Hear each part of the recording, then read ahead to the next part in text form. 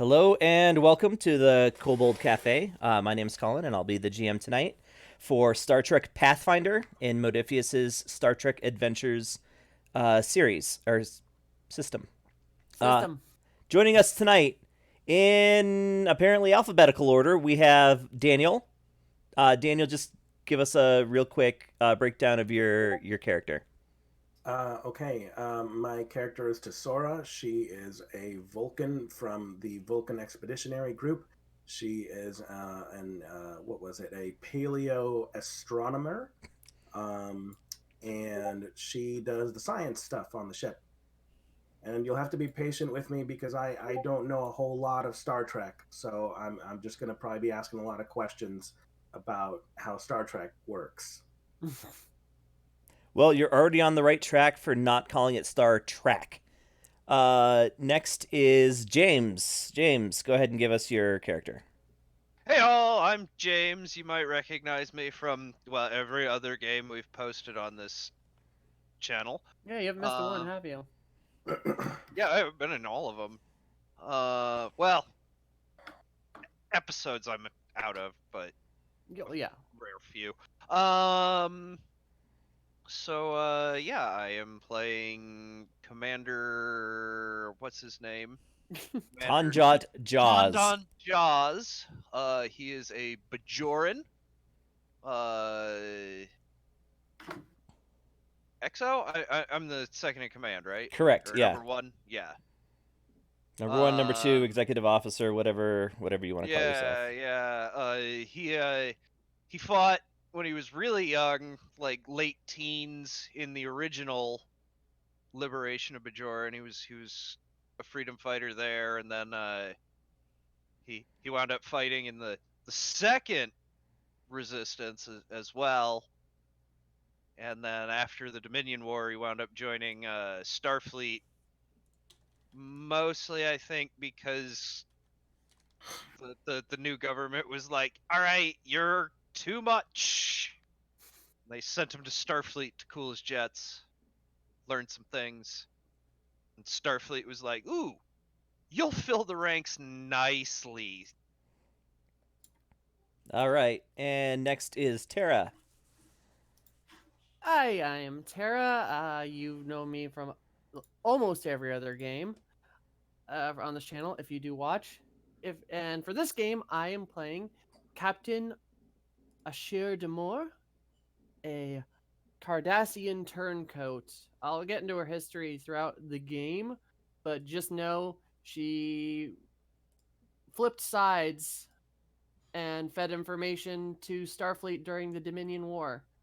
Um, and Starfleet has welcomed her with a somewhat reluctant embrace into their ranks, and she made her way up to captain. All right, and last but certainly not least, at least for tonight's session, we have Tom. Tom, go ahead and tell us about your character. Yeah, so my name's Tom. I'm character's Commander Vivek. I think I may have been playing Morrowind when I named him. Um, he's a Karian engineer. They're kind of a little bit isolated, a little bit quiet. So he started out his life not really as a people person, but then kind of got to know people. He's done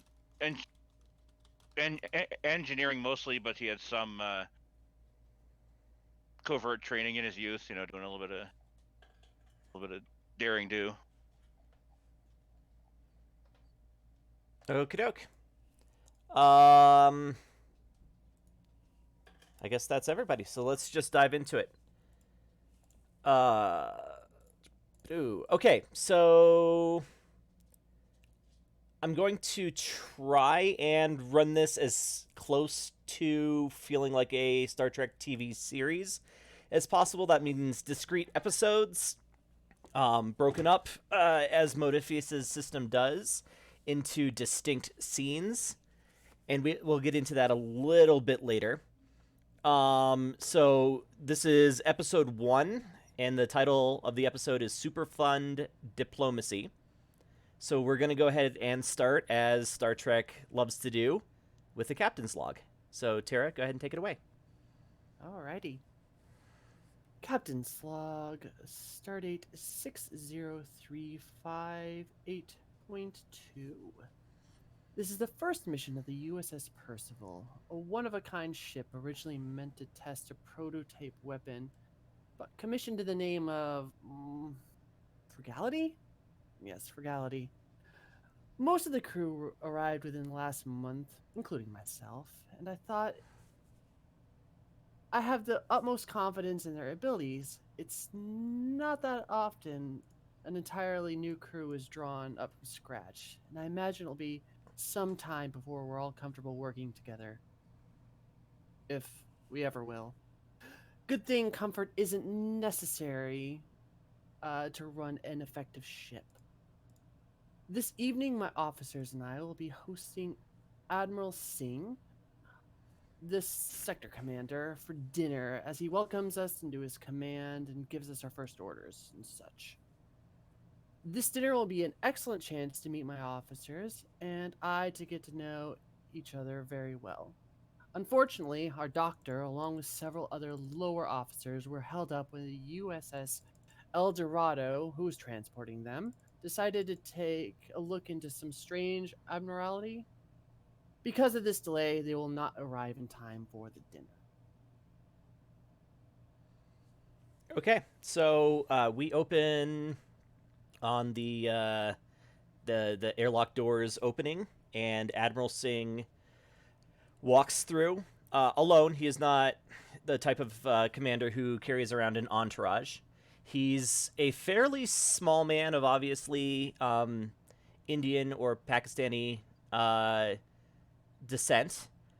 He speaks with a slight Oxford accent, but in the name of not sounding like a raging racist, I am not going to try and do accents of any kind. So he comes on board and is shown into the, I imagine, the captain's ready room, where dinner has been laid out. So I guess Tara, as the hosting captain, what sort of meal do you serve or have served? Ooh, that is a good question. Do we have a chef on staff, or is this replicated? What is? There is a chef on staff who's really almost more of like a nutritionist. So yes, he can cook from scratch, but because so much of what Starfleet does comes out of a replicator, he's really more there to make sure that everybody eats well. All right. Well, if that's the case, then I wouldn't have probably note to self: get a chef. Have made anything, or I wouldn't have him made anything crazy. You know what? To hell with it. I'm gonna make some fine, authentic Cardassian meals. Okay. For those of you that are I'll not list familiar that with liquid. yamak sauce. No, not yamaks. The alcohol, the like sludgy stuff. Oh yeah, Krant or something. I forget what it's I'll called. have to look it up. I will look it up. But keep going. Okay, for those of you that are not fully immersed in the lore of Star Trek, Cardassian food is just because of the nature of Cardassian's biology, extremely strong and powerful tasting. Okay. So I guess if you're gonna cook, we'll do our very first what they call a task, what I will probably inadvertently call a skill roll. So, in Star Trek, It's called Kanar. Sorry, it's Kanar. Kanar. There you go. So in Star Trek Adventures, whenever attempting any task, you sort of pick the attribute and discipline that seem to work the best. So I need to roll for cooking? Yeah, I'm gonna make you roll for cooking. Oh, okay. I think control. And command, maybe? I don't know. Control Yeah. and science. Yeah, actually, control and science does seem to make I sense, would doesn't it? love to cook. Well, maybe under command, because of the diplomatic. That it can Yeah. entail. Yeah, no, this is for like the entire presentation of the meal. That works. So go ahead. All right, so Control what and was it? command. Control, command? So your Right. your control is 9, your command is That's 4. 13. That means you have success on a 13 or less. You always roll 2 dice unless you buy more, but you don't have any momentum right now. Yeah, I'm just gonna roll the straight up. Oh wait, You know what? Hold on, because you have a focus on diplomacy. I do. That means that you get 2 successes for each die that comes up as a 4 or better, which is your discipline.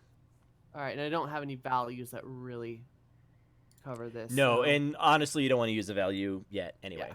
All right, so I got... the difficulty is 0. All right, like you're gonna serve a good dinner no matter what, but this will add to your momentum pool.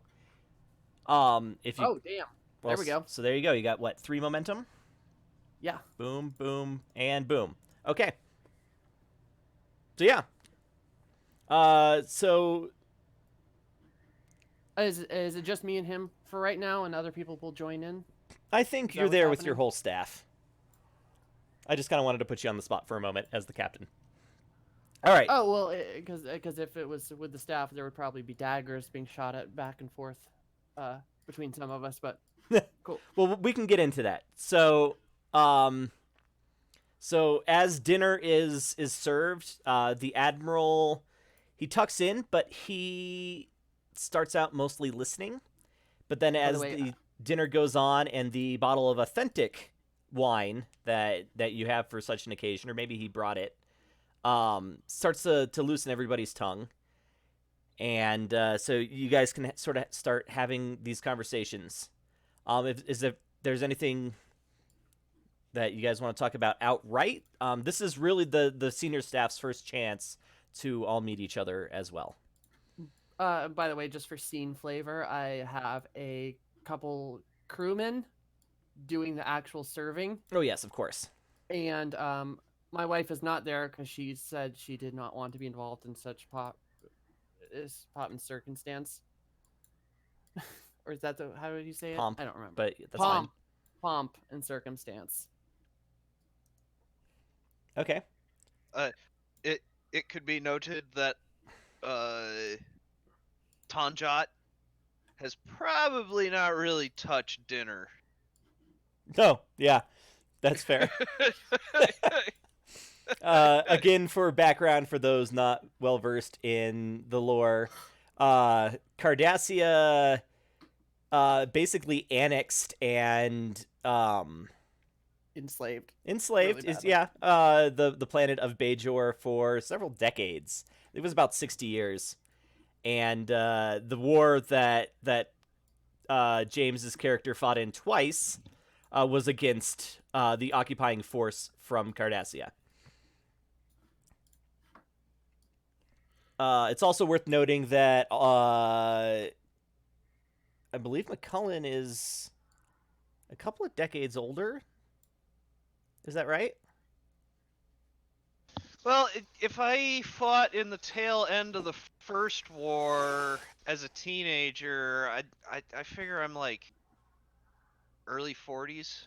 Okay, yeah, so you'd be late 30s, early 40s, because I'm just shy of 40 myself. I think I put myself down as like 39. Okay, so you've got maybe 5 years on her.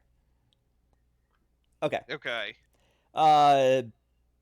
But yes, it probably isn't a wonderful idea that there is a Bajoran ex-freedom fighter as the executive officer on a ship where one of the few Cardassian officers in Starfleet is a captain.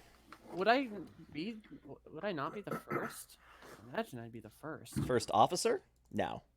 First captain, probably. Okay. All right.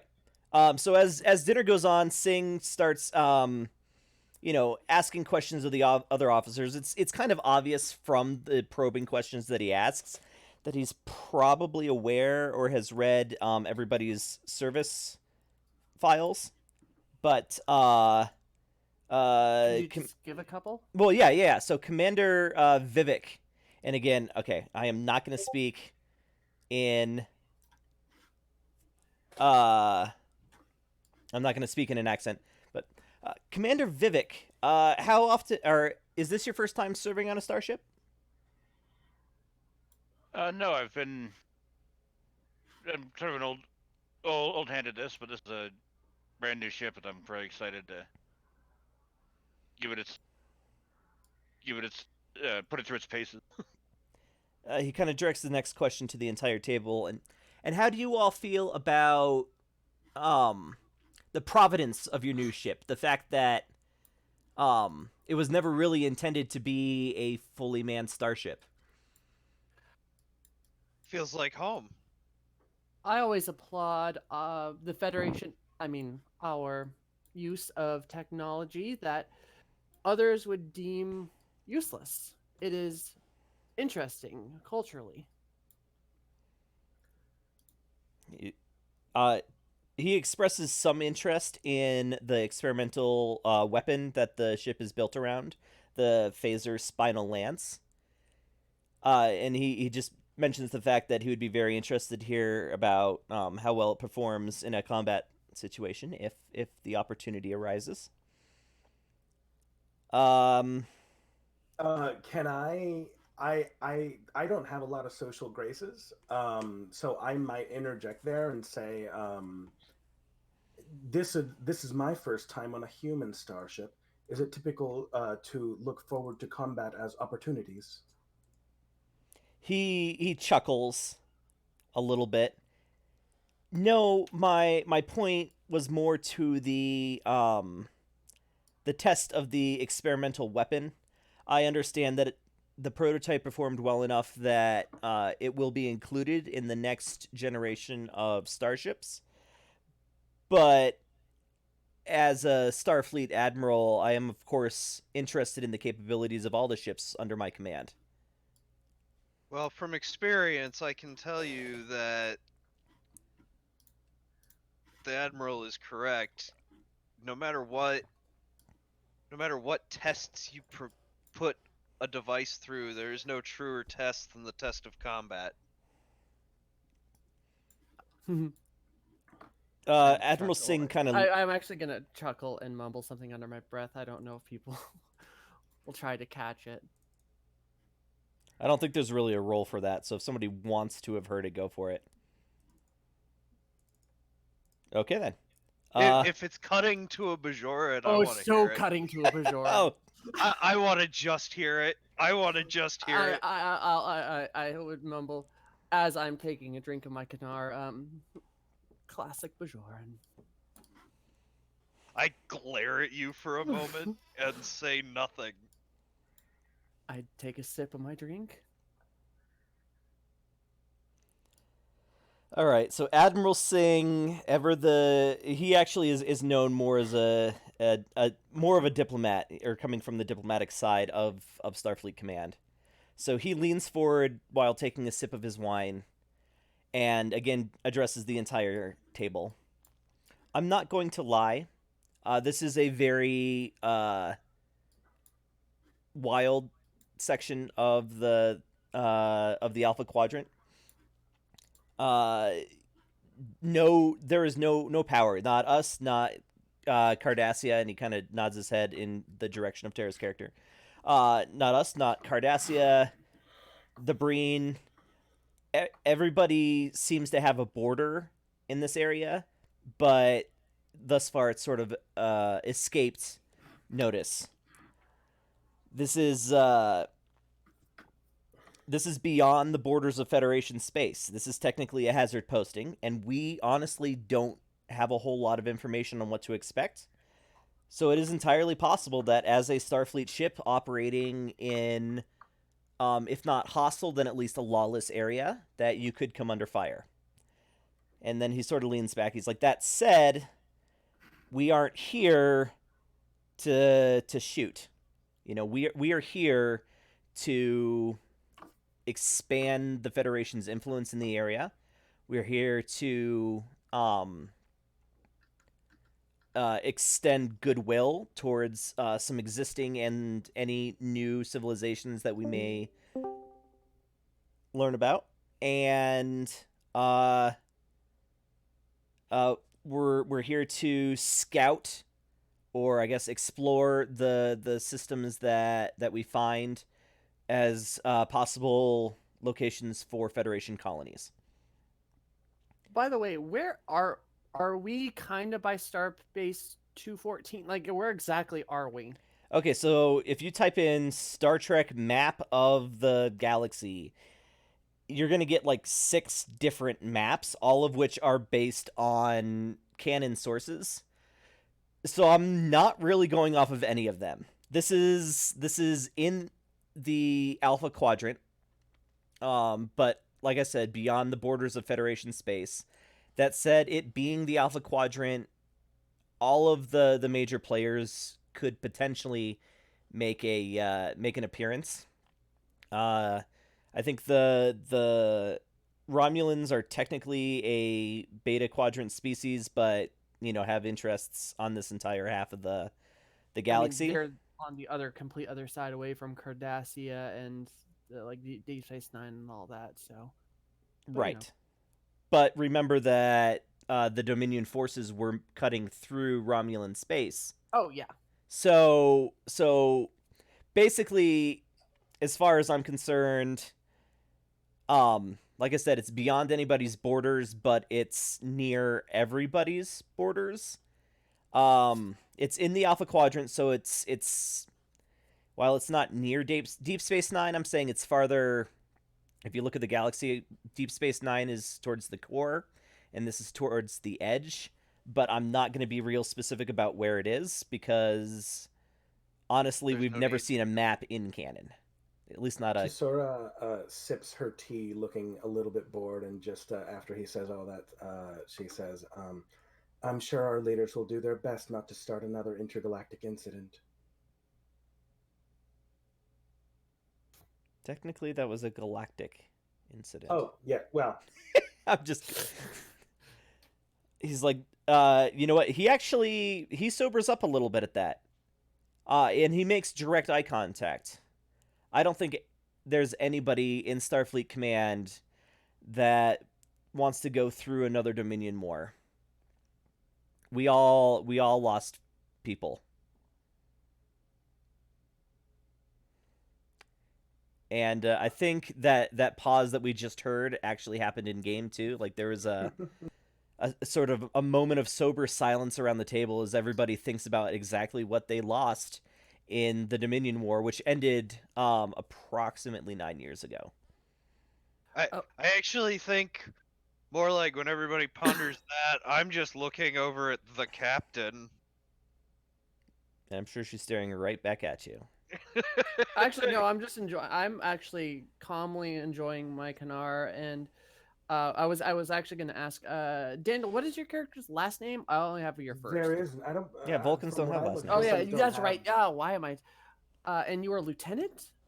I'm whatever rank you guys think is appropriate. I am a little bit of an outsider. She's coming from the Vulcan Expeditionary Group, so not like hardcore Starfleet. But I also, in the previous game we played, it seemed important that our characters be high-ranking enough to be like the head science officer. But I'm entirely fine not being very high rank as well. Rini, what is her? Lieutenant or lieutenant commander would be appropriate. Remember, Data was sort of the lead scientist, I believe, or at least the one that was on the bridge the most often. And I think he started out as lieutenant commander, didn't he? I think it was. Didn't he start out as lieutenant and then get promoted? I just don't think remember that was him Worf. getting promoted. Maybe he did get promoted. But any which way, what would you want to be, lieutenant or lieutenant commander? I'm okay being lieutenant. I kind of look forward to figuring out how she goes about getting promoted because she's a little bit skeptical of your. And this is kind of important that it's like, it's sort of the old world naval tradition lieutenant. Like a lieutenant is, if you watch Master and Commander, a lieutenant is the officer of the deck, So under the lieutenant, there's ensigns and crewmen, but it's not a low tier position, I guess. It's not like a lieutenant in the Army where you've got the entire chain of command above you. But I'll say Lieutenant Tesora. Lieutenant Tesora. I highly doubt that the Obsidian Order, and what was the Romulan one again? The Tal Shiar. And the Tal Shiar are going to strike in the heart of Dominion space again. But as we explore, who knows what other fascinating creatures we will be able to anger. Says Lie the ahead. Cardassian. Like, I mumble that really quietly. But anybody who wants to hear it can hear it. Oh God. If she, yeah, okay. I think she's gonna keep the sass to herself. Okay. Admiral Singh's like, well, kind of pushes away his clear plate. Do you guys have any questions about the region? Well, I assume we're going to discover more as you brief us on our missions. But for now, I understand we're heading into wild space. He's like, it's not like it's completely unexplored. I mean, the Federation has had interests in the area for close to 30 years.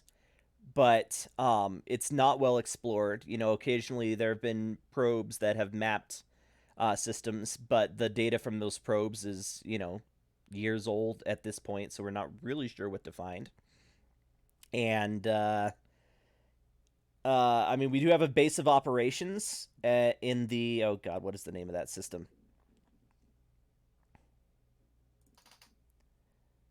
I don't remember what I named the system, but the name of the Panal system.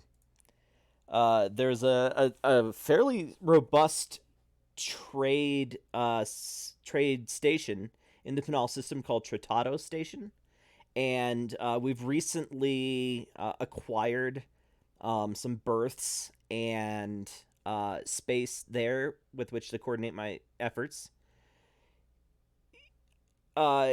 I do not have a flagship, so I will be mostly coordinating things from the station.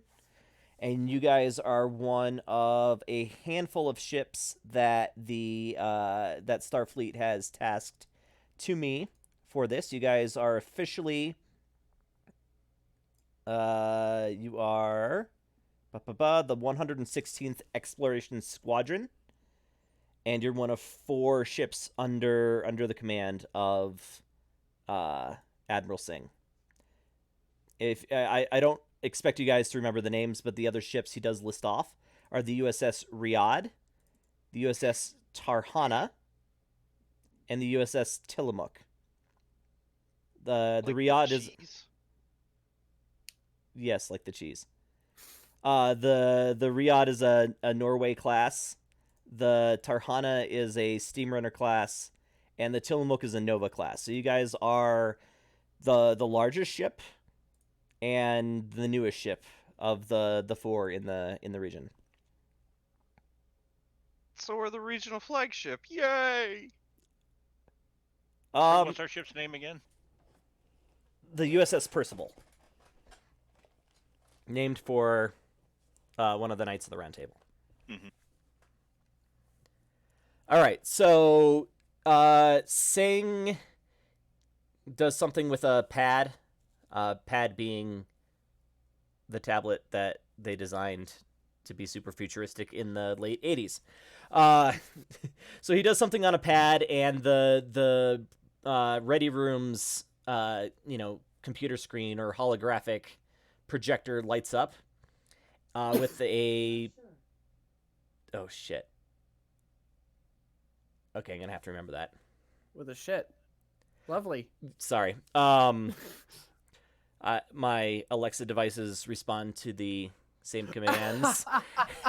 That is such a confusion. Yeah. I'll have to remember that. Okay. All right. So the projector projects the image of a star system with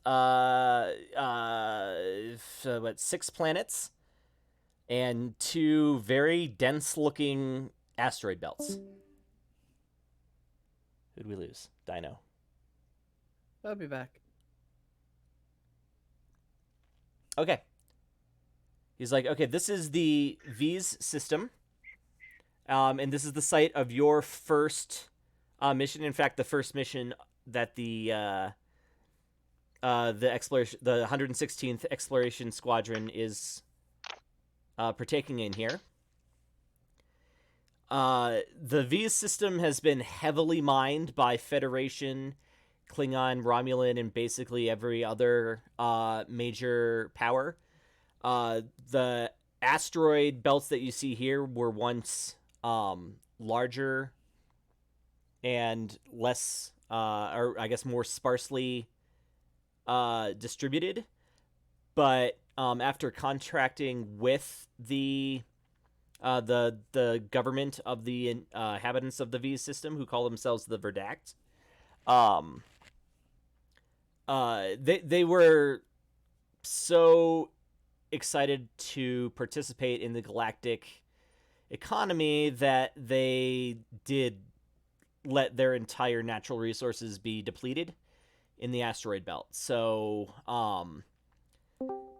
basically what's left behind of their planet and their system is, you know, slag and you know, some toxic gas clouds and old mining equipment. Basically, their entire thing is like a quarry, an old quarry, but with a planet right in the middle.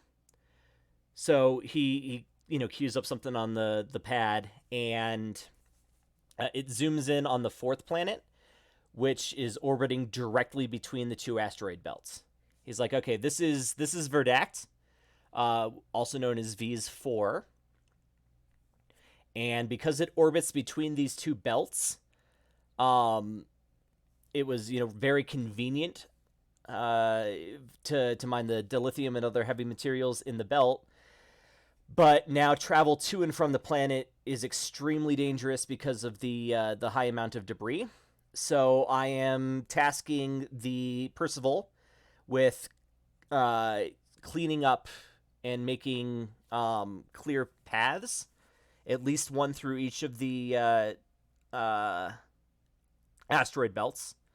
There's some leftover clouds of toxic mining. I mean, I guess we'll just call it pollution. So I'd like, because the planet's orbit takes it through the clouds of pollution once a year. We'd like to get that cleaned up before another revolution, and then do anything else you can to build goodwill with the people of Verdact. Basically, while the Federation was only one of many races that participated in the ravaging of this system, we definitely want to rebuild goodwill and hopefully have that extend to other races in the sector. Any questions? Do we know of any other competing factions, such as the Romulans or Klingons or Ferengi, poking their nose in here? Since the mining stripped all resources from their asteroid belts and the surface of, you know, several smaller planets in the system, there's almost no traffic into that system anymore. So while we don't have a presence there, I wouldn't expect other ships.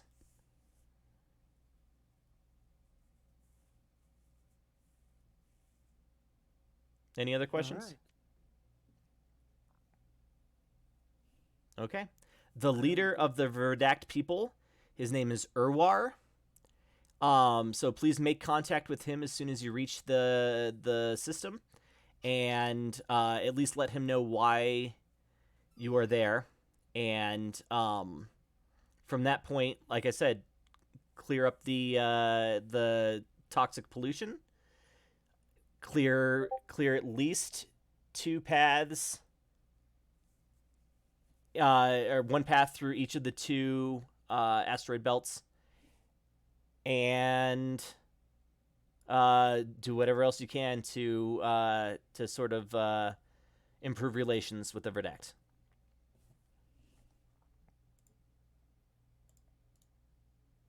Can do, Admiral. You will not be disappointed in us. And apparently I am very quiet in the stream. I raised your volume in Discord. There we go. Hopefully that's better. Admiral, as always, it's a pleasure. Unless there's anything else we can do to you, we'd like to get to work right away. That's also a good idea. I'm sure there's a way to do that. Oh. Okay. All right. So that is the end of that scene. So, again, as in a TV series, there would be a scene transition or a commercial break, and we'll bounce right into, unless anybody wants to do anything in between, the arrival in the V system. I would like to take a moment with our XO. Absolutely. Where would you like this encounter to happen? We had this in the ready room, right? Yeah.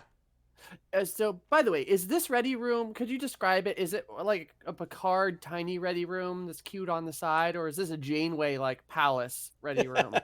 I guess wardroom is probably a better name for it, in that it's probably where all of the officers eat and have meetings or possibly even work if they're not on the bridge. Oh, okay, so this is actually its own thing. So I probably have my own unique captain's ready room on the side somewhere. You have like an office. Yeah, like where Okay. what I'm picturing Okay, so- when I say wardroom or ready room, I'm just gonna copy and paste. Zoop. This is what the wardroom on a U.S. Navy ship. This is a destroyer. Oh, so this is like this is it's not a ready room. What the hell is it called? It's called a Meeting wardroom. room, boardroom. Yeah. Okay, because I was picturing like Picard's thing with the fish tank and everything like that or something. I'm like, No. man, I must have a really wicked but big ready room. Yeah, Janeway sized. She's got a massive ready room. Okay, so this is not the same room I was thinking about. As we exit to the bridge, I would like to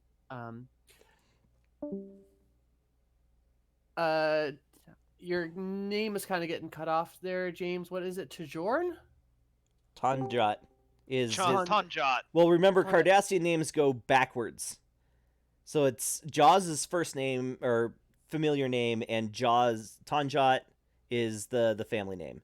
So he's So- Commander Tanjot, and his first name is, or his familiar name is Jaws. Okay. I'll just Commander, would you mind joining me in the ready room for a moment? Yes, ma'am.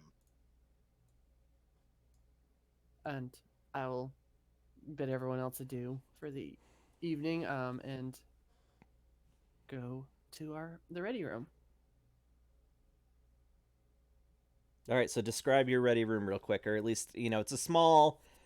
It won't be huge because this is a smaller ship, but obviously it's got a desk and a couple of chairs on the far side of it. But how is it decorated, or what effects do you have in there? It's probably full. I have no taste in decoration, so I probably let my wife do it. So it's probably archaeological things from all over the place. Oh, that's cool. She's super into that. I could care less. It's a room where I do my business. Alrighty. Just go for it, you two. Commander, it seems our admiral has a wicked sense of humor. I'll sit down behind my desk and point to the desk opposite. I'll sit down and say I might agree. First off, during this meeting, no formality is not necessary at this time. I wish for you to speak your mind. Yes, ma'am. Careful what you wish for. I think you can see that there's a lot that he's not gonna say. So, our two species have, to put it politely, had a history. We've killed your people, you've killed our people, it's been a mess. I hope that those former problems aren't going to play into our roles together on this ship. Ma'am, I am a professional, and you can count on me to perform my duties to excellence. You can count on me to follow through on your orders. But if I am going to speak candidly, I'm very opposed to this posting. Noted. Well, as far as things go, I will leave the day-to-day operations of the ship to you. Personnel, crew, that sort of thing is more your area.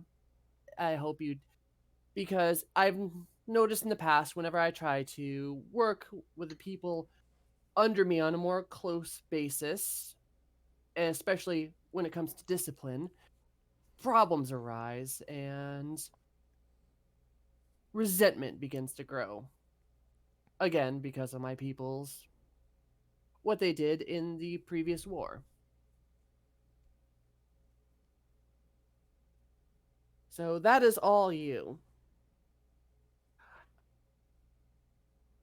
Also, this she says was really taken aback. My lovely wife has insisted that you and I try to become as friendly as possible. I kind of give a uneasy teeth clench. And she wishes to invite you to a monthly dinner with us, along with one other officer from the crew. I look forward to spending further time with you. I'll look back and probably through like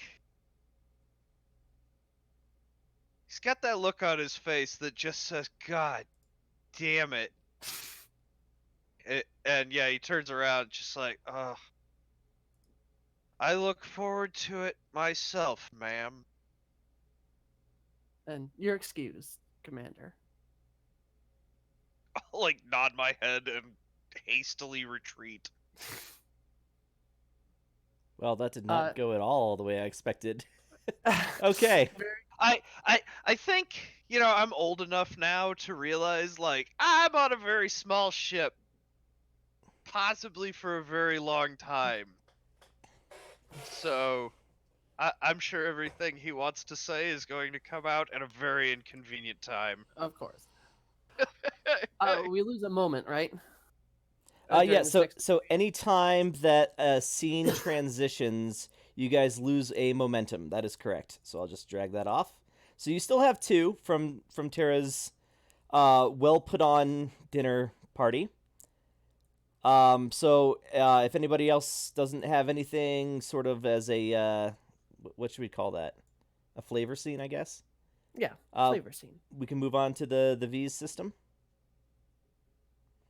All right. So the sound effect is actually one of my favorite in Star Trek, where a ship comes out of warp and goes. Vroom! And so yeah, you just need a Star Trek sound effect button thing oh somewhere. my god, I'm sure there's one. Oh no, that would be dangerous. Okay. Don't look for it now. No, Later. yeah. We Okay. need it. Yeah, we do. Okay. So you guys reach the This is sometimes and sometimes not Trek lore, but generally speaking, you can't use warp inside of the gravity well of a star system. Oh, can I take a sidebar real quick? I assume at some point we rendezvous with the other ship and get our missing crew during this time. Seeing as how Everoth is not going to be able to make this session, I'm perfectly okay saying that that'll happen Next week? Yeah. Okay. or in between. Okay. Sounds good. So, yeah, you guys sort of like exit warp at the outskirts, and you move at impulse, which I think tops out at somewhere around 8/10 of the speed of light. Like after you have a lot of acceleration, at least. Anyway, so you start moving into the system, but because of the nature of subspace communications, you can reach out to uh, uh, the Verdact whenever you like at this point. All right, and question: just who is on the bridge with us? I mean, I assume it's all of us, but who's filling out the other seats, just for flavor. Just we didn't make a lot. Oh, I actually wanted to talk to you about James, because the ship is a little bit smaller. It wouldn't be abnormal for the XO to also cover a station himself. So how would you feel about being sort of the go-to tactical officer? Yeah, that Okay. works for me. I believe I fill those qualifications quite well. Then there wouldn't necessarily, I mean, there's always those like random crewmen standing in the background. Yeah. The ones that take over when we just leave. Yes. And then Tom. Yes. There are sort of two stations that somebody with engineering skills would be at, and granted, this isn't necessarily a space combat situation, but there's the engined room, which handles everything you see LaForge do, but there's also sort of like the internal systems, which is on the bridge but handles power management and like damage control. Yeah. I totally see Tom just down in his little. Yeah, let me do. hole. Yeah. Down in his dwarf hole. Yeah, be Scotty down in the. I'm trying as best I can, Captain. Okay. So then the three of you are on the bridge, and then again, none of the sort of supporting characters that we've devised would necessarily be there at this moment. So they're all just crewmen that the camera never even focuses on their face. Okay, cool. Okay, so you are in the system. If you want to scan, I would go ahead and do that now. If you want to reach out via comms, this is also probably a good time. However you want to start in your mission. Lieutenant Sora, please give us a scan of the region. Okay. What station does that happen at? I don't actually know which station. It's sensors, honestly. And what role would that? I think it's actually just called sensors. Oh, I think right. he was So asking attribute and discipline. I'm assuming that's what role? ROLL, not ROLE. Yeah. Although I'm curious to know also ROLE what Tesora like. Y'all drew up some NPCs that I have not taken a look at. But Tesora has both. She's almost equally competent in science as well as con. So if she were to be piloting the ship, that would work too. But I don't know if you prefer her sciencing or conning. I feel like you can probably do both outside of combat. Does have she does have a neural link, so that was one of the talents that I took. So normally when if she's piloting out of combat, we have a does the ship have like a windshield, like a glass that we can see the stars on the other side? Giant It's a view screen, yeah. Okay.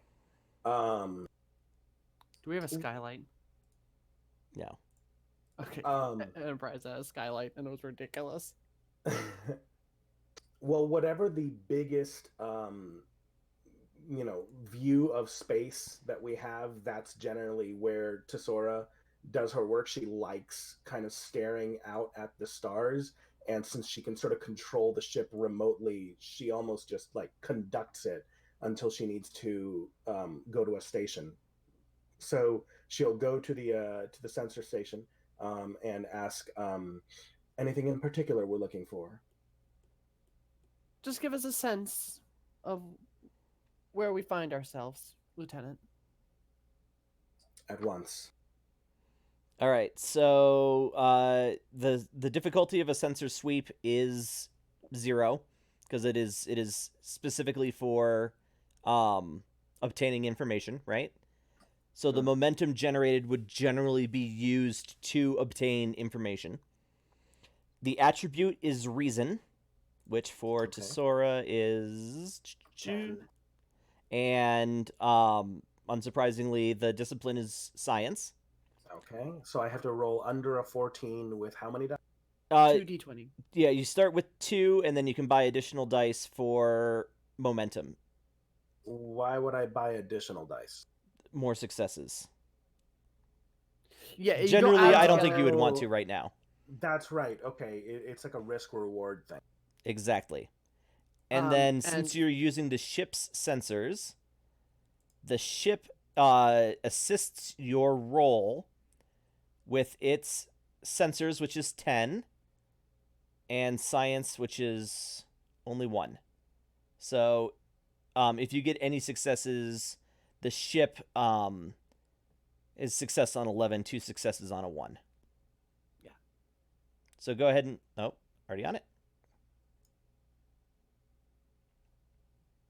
Oh, wow. Also, Ship I doesn't do have a talent which says that I can re-roll a d20 gained from using the ship's systems when I have the neural link. Well... Is that once a scene or once around? Let me see. The character has a cybernetic device implanted directly into their brain, allowing them to interface with computers and similar technologies with their thoughts. Initiating or breaking the link between their minds is a minor action, and while they are connected, they may re-roll the d20 gained from using the ship's systems. The downside is anytime the ship suffers a breach, the character also suffers 3 CD of... I've got that also. Wow. So that means I think the ship re-rolls. Yeah. Yeah, you can absolutely re-roll that 20, which is 20, good. Which is Yeah. the 20 in this system is a critical fail, right, or something like that. Yeah, it basically Or a complication. I a think is what complication. Yeah, it throws a.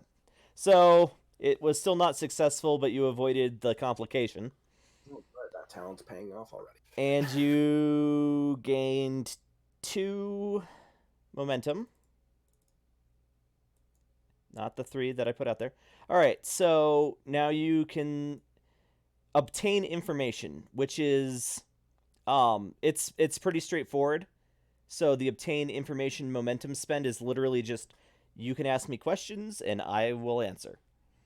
And for every momentum you spend, you can ask me questions. But first, let me give you sort of the overview of what your sensor sweep finds. Okay, so me spending momentum to get more information would be a bonus on top of just the success of you kind of giving me just a bit.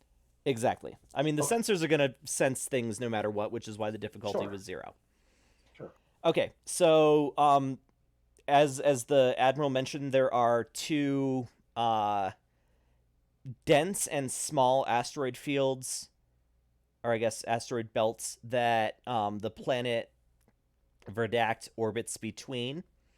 Also, even a barest glance at the sensors reveals all kinds of, radiation and sensor reflecting debris that would suggest, starships or mining equipment of some sort. There is no ship traffic that you can detect in the system whatsoever, including around the planet, the inhabited planet, with the exception of some, communications and solar collecting satellites and, what you would expect to find from a spacefaring race. So, maybe some orbital habitats or labs or something. There are other planets. So Verdact is the 4th planet. 2 are too close to the sun to have been mined, but the others, at least the one, I'm sorry, the outermost planet is a gas giant. but all of the other sort of terrestrial style planets have been heavily mined, and several of them are toxic, corrosive / radioactive wastelands that if it was possible at one point to terraform, they are certainly not in a position for that anymore. And then the toxic cloud is sort of like hanging in between. It's not one cohesive cloud. It's really more of like a stream of different toxic particles that probably the planet's own gravity has drawn out of whatever whatever place it was improperly stored. Okay. I'm gonna use a momentum then. Where do I check how much momentum we have? Oh, I see the 4 little blue. Yeah, Yes. it's in a pile. Okay. I I was having a little technical trouble when Singh was giving us the rundown on the system, but tell me if this is a valid question. Has something gone wrong? Oh, yeah, okay, so you would know this is basically the planet, once they made first contact with other starfaring races, basically gave out a shit ton of mining leases to anybody who asked and offered to pay them, resulting in I the see. asteroid belts in all of the planets in the system that were capable of being heavily and almost completely mined. So they strip mined their entire system. Well, really, they Or just they gave the rights yeah. to strip mine their entire system. Okay. And the Federation was one of the several races that participated. Oh. We weren't asking questions during the war. Oh, I understand. Okay. And part of our mission is there's a gas clear. There's a cloud of basically pollution that the planet's gonna cycle through that we need to get kind of cleaned up, and we're also trying to clear through the Traffic lanes. asteroids. Okay. Yeah. So my question then is going to be, do I see signs of anyone, any faction that is not supposed to? No, your sensors detected no other ships in the system. So I see a planet, and then an asteroid field, and some radioactive gunk, and then otherwise is just. There's 2 asteroid belts, and the planet orbits in between them. Otherwise, yeah, pretty much. Okay, and then the people on that planet, I forget how warp capable. Warp 5 or less, so they can visit other nearby systems, but you won't see them traveling, in convoys across the quadrant like Starfleet, Klingon, Cardassia, like they're So I all don't able see to. any of their ships around here either. You do not see any of their ships, but because of the size and density of the asteroid fields, it would be extremely hazardous to try and navigate through. If in a pinch you could go up through the gravitational plane, but that has its own challenges. That's not easy. So, like, for instance, if you wanted to use one of those momentums for this particular thing, you could do, like, I want to find a clear path through the field or something similar along those lines. I would say that you could create an advantage. Yeah, is that something I can do to tack onto this role? I feel like that would be a different role. You could do an advantage to help the navigation roll to find the path, I would say. Oh, okay. So that would be a second momentum. To create an advantage is 2 momentum, but I'm not charging you for the momentum of the stuff that you didn't hear. Yes. But I did spend one. I don't know if that. The question I spent a momentum on, is there anyone who isn't supposed to be? And you answered that honestly. So Well, and he said he gave it to us for free, though. Yeah, I did, because I did mention that when I was rambling off all of the information about the system. Well, in that case, do we need to find a clear path? It's between us and the planet. Yes, they're the Okay. outermost field is in between you and the planet. Okay, then yes, I will spend momentum to try to find a path through that goop. All right, so let's come up with an advantage that Temporary traffic lane. well, so I mean that's based on your sensor sweep, something to put on the scene, um, like to like there's an area that's less dense or there's a safer route somehow. Eye of the Storm. Is there a storm? No, I was just probably coming up with a scene name. Yeah. Okay. Looks clear. Looks clear. I think maybe threading a needle. There you go. That's a good one. Yeah. All right. Threading the needle. So I'm putting that onto the scene. Coast looks clear, Captain. No one, no signs of hostiles. Just a big old mess. But I think we should be able to get through it if we take it careful. All right. Thank you, Lieutenant. Ensign, hail the planet, please. One of the no names. Yeah. Sure. Okay.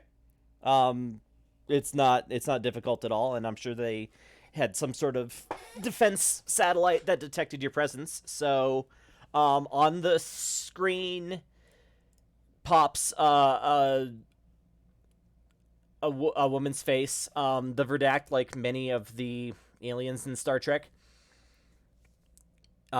looks mostly human with some different makeup, facial features, maybe different hands. Unless there are drastic differences, I'm not necessarily going to describe how, say, the Verdact looks slightly different from the Barzan or the Betazoids, because honestly, it doesn't matter. If it needs to be necessary, you will come up with it when Exactly. it's necessary. All right. But you can kind of just leave it at they look a little different. There's some kind of thing glued on their face. So she says, "Good afternoon. My name is Alaris. How can I help you?" Hello, I am Captain Demore of the USS Percival from the United Federation of Planets. I'm here to speak with your, what was it, president, did they say it was? Regent? Any of those. I think I just said leader. Your leader. Oh, his name was Urwar. Urwar. Her face hardens, and she's like, I'm afraid that... Did we decide president? I like Regent. Regent, okay. I'm afraid that Regent Urwar is under house arrest pending his trial for embezzlement. Oh my. I am his acting replacement. How can I help you? Well, it's very nice to meet you. The Federation has sent us to actually help you with the current predicament your planet has found itself in via the toxic gas and the asteroid field. We didn't find ourselves in this position. We were put in this position by outsiders who promised us money and never followed it up.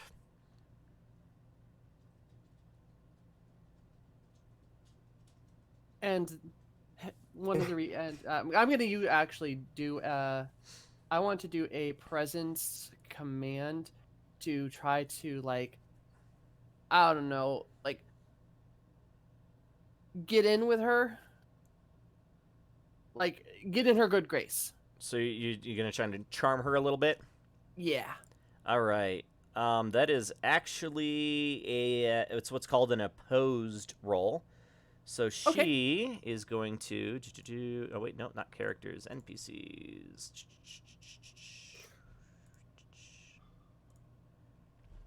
All right, so she is going to counter yours with insight and command. Okay. And you So are mine's a 15. where's your roll? Oh yeah, okay. I'm rolling it. 15 and diplomacy, so it's a 5, but that doesn't matter. And it doesn't for her either. Wow, you guys matched right up. And So who does that go to? oh Lord, who does the tie go to? We usually do the defender, but I don't know in this system. Yeah.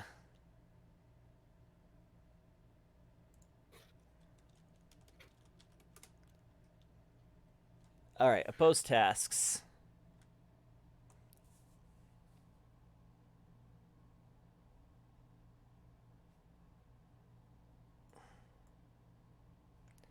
Um, Did they both draw. No succeed? outright winner between. Yes, they both succeeded.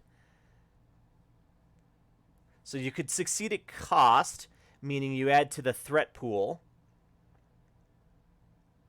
Or, I'm sorry, add 2 to the threat pool, or put a complication on the scene. I'll succeed and put a complication on the scene. All right. What complication do you think would make sense? Past dealings, bad past dealings, or something like that.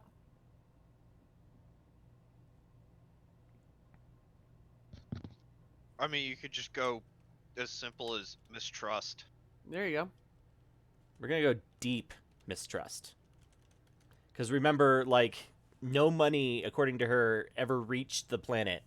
So they gave up all of their natural resources for absolutely nothing in return, and now they have no space flight capabilities and, a week of toxic rain every year. Okay. So that is going to make further interactions with her that involve roles more difficult. Yes, but currently But you did she's succeed. warmed up to me and Yes. us a little bit, correct? A little bit, yeah. Okay. Which actually, I'll we should I'll put actually in as roleplay that charge. that should be an advantage as well, or a trait as well. So how about a glimmer of hope? Yeah, there we go. That's good. Well, and I'll roleplay out that now that I know what the outcome was. Yeah. I sincerely apologize for that. I'm surprised the Federation never got you your what was due to you. I'll have to check my records on that and see what ever happened, because that is absolutely unacceptable on every level.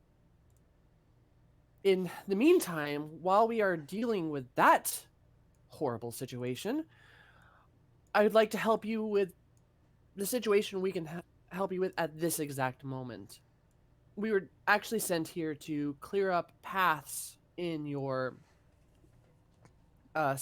system, so you and other ships will be able to travel to and from your planet easily again, and also hopefully get rid of that horrible toxic mess that's out there, so that way your planet no longer has to endure such a terrible season every year. She kind of rubs her forehead for a moment, and she's like, "Well, I mean, you're welcome to try and do what you can. It's not like I could stop you one way or the other. All of our ships are currently grounded for safety reasons. We just, our deflector shields are not capable of holding off that level of debris. I can't promise you that I'm going to give you any help, but you have my blessing to be in the system." And that's all we wish of you. We don't like to start doing anything without the direct consent of the leader of the planet. We thank you for your time. When you finish saying that, I give like an almost audible snort. Yeah. Actually, James, this probably brings up some. I mean, this feels. Like, Oh yeah, yeah. I didn't want to interrupt, but I am pretty sure that I have had an internal dialogue going like, "Oh yeah, you're really good at this kind of shit, apologizing for what your betters have been doing to screw people." All right. And it probably physically translates. Like you've probably all heard a couple of like. I Yeah, glare at you, not glare, but give you eyes every single time that happens. Tesora also cracks the slightest smile. Oh, we got a risky Vulcan over here. Yeah. All right. So unless anybody has anything else that they want to talk to Alaris about, we can move on to the next scene. Well, actually, not quite.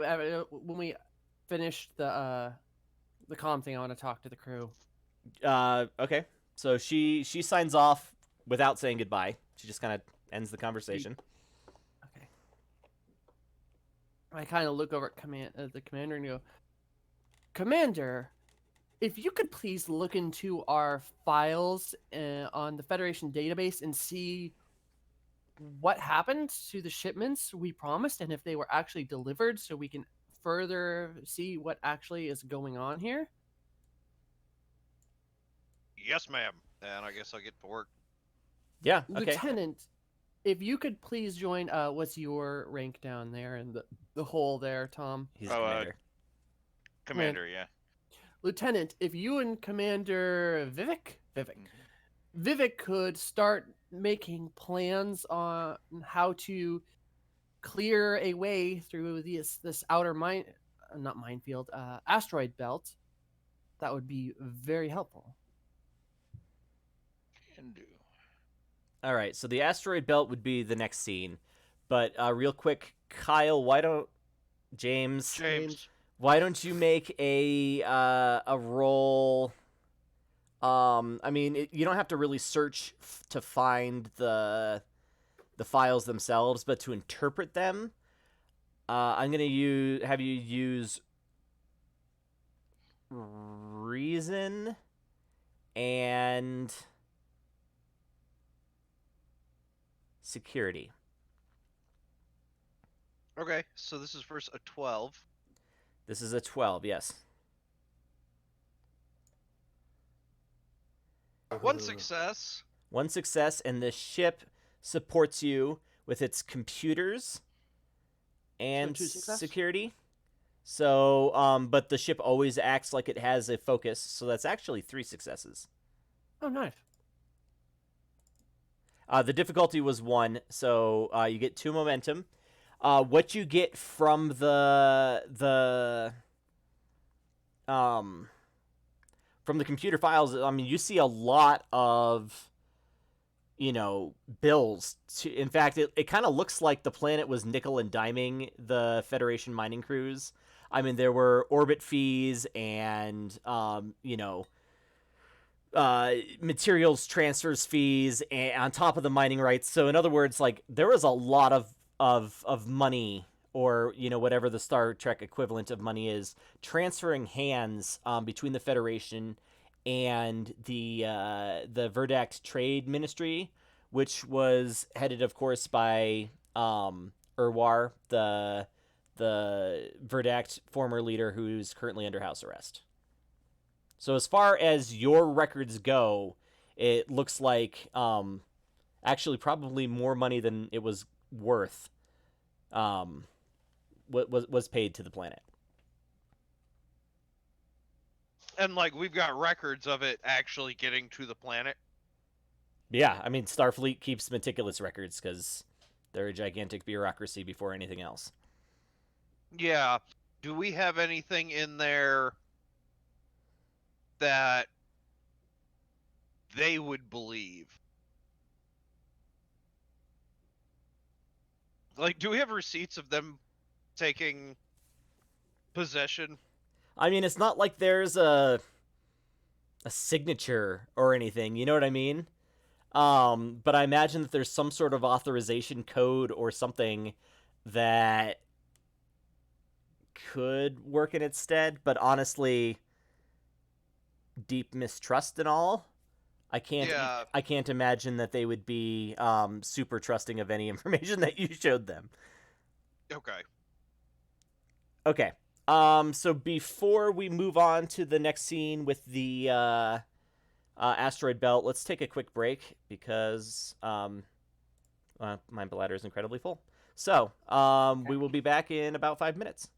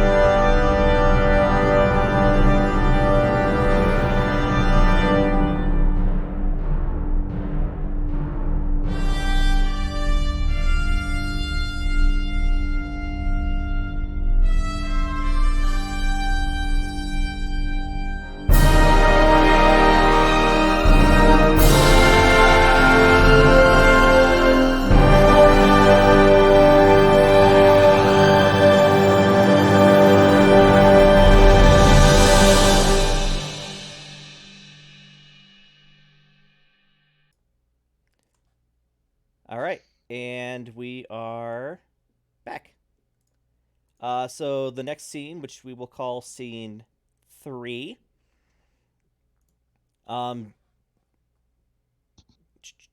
That's the gas cloud. Here we go. So this is the debris field. So even at a glance, and I'm not going to make any rolls have to happen for here, but the debris fields are extensive and treacherous.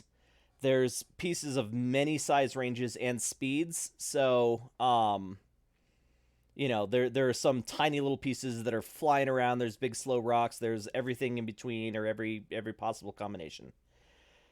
So, you kind of sit perched on the edge of it and have to try and figure out how to clear a hole.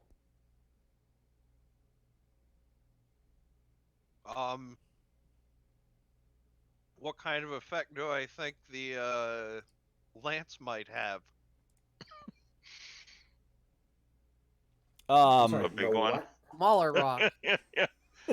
The spinal phaser lance is the experimental weapon that the ship was built to test, and then sort of like finished around. It against a large asteroid, it would. I mean, you ever play asteroids? It would kill the big asteroid, but it's not like It would make a bunch of small asteroids. which are already there. Like, it's not going to cut a big hole in the middle of it because it's still a beam of light. It's not it's not a cone or a cylinder of phaser. Mm-hmm. It's just a really powerful phaser. Is there any way that our shields can help us out here? When in doubt, do Or- something to the deflector. I was about to say, would this be a deflector dish problem? It could absolutely be a deflector dish problem. yeah. If you guys want, if I take some sort of disadvantage to my con so that we can lower impulse power and reroute power from the thrust to the shields, could I just kind of walk us through there at a slow pace while having while giving Vivek more juice to maybe pulse the shields when something gets close?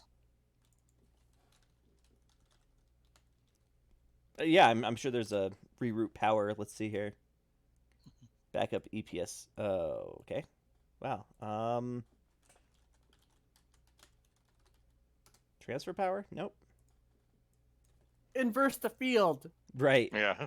Reset the EPS manifold. I mean, actually, we don't need to Yeah. come up with a specific thing, right? Yeah, I mean, Yeah, no, I was I just techno babbling. Yeah. But Yeah, no, the yeah. idea would be it would be harder for me to do that task while making it basically easier for the shields to, because that's the big threat, right? Is we can't just plow through here or the shields won't handle it. Well, we're trying to clear out some of the asteroids, so there's more shipping lanes, I guess, for want of a better term. Shipping lane is Other actually than- probably the yeah. best possible term. Yeah. But if we shoot more asteroids, I can only surmise that more radioactive gunk is going to spread.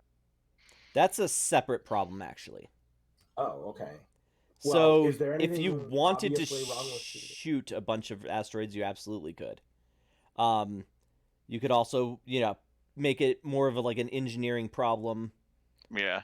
or That's what I'm going to try and do. a con problem, and just try and chart the trajectories to try and come up with a computerized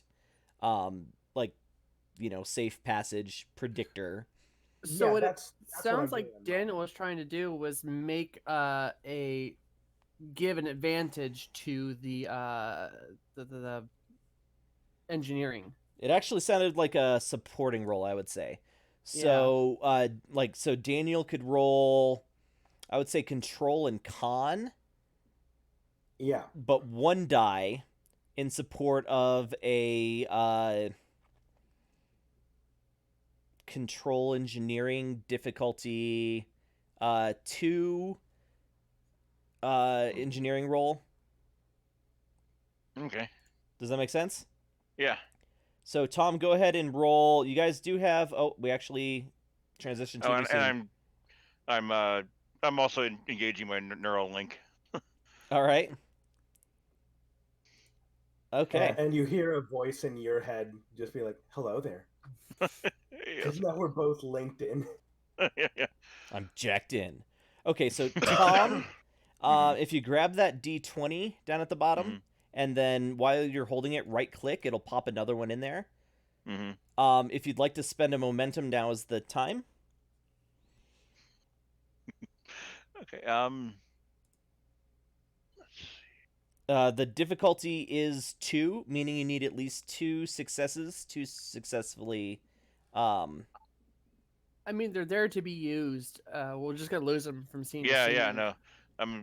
Yeah. Nothing ventured, nothing gained. So I'm throwing my momentum into this. I'm making it. All right, so I'm go playing ahead off and my roll values. 3 dice, and Vivek, your control is 12, and your engine. Okay, Jesus. Yeah.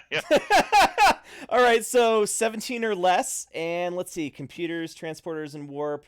Oh, Whoa! Ow. roll. And then, do I do anything? Yeah, so you roll 1 die Okay. because you're just supporting him, and your With die control. is going to be control, which is 11, and con, which is 4. So yours is 15 or better. Do my focuses come in here? Helm operations definitely seems like. You know what? You know what? Hold on. This is totally Can daring. only one apply? Because Go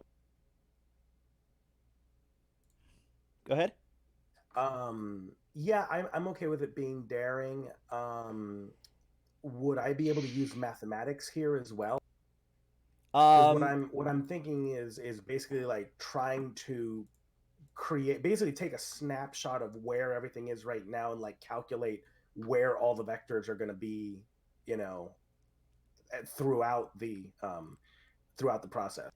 That would be more of a science role, like Okay. control. Actually, reason science. Yeah. With the mathematics. Or daring okay. con. With helm operations. With helm operations. Let's do daring con with helm operations then. All right. So one roll. Die. And that's a success. So the difficulty was 2, and there's 1, 2, 3 successes from Tom and 1 more from Daniel. So you guys gained 2 momentum.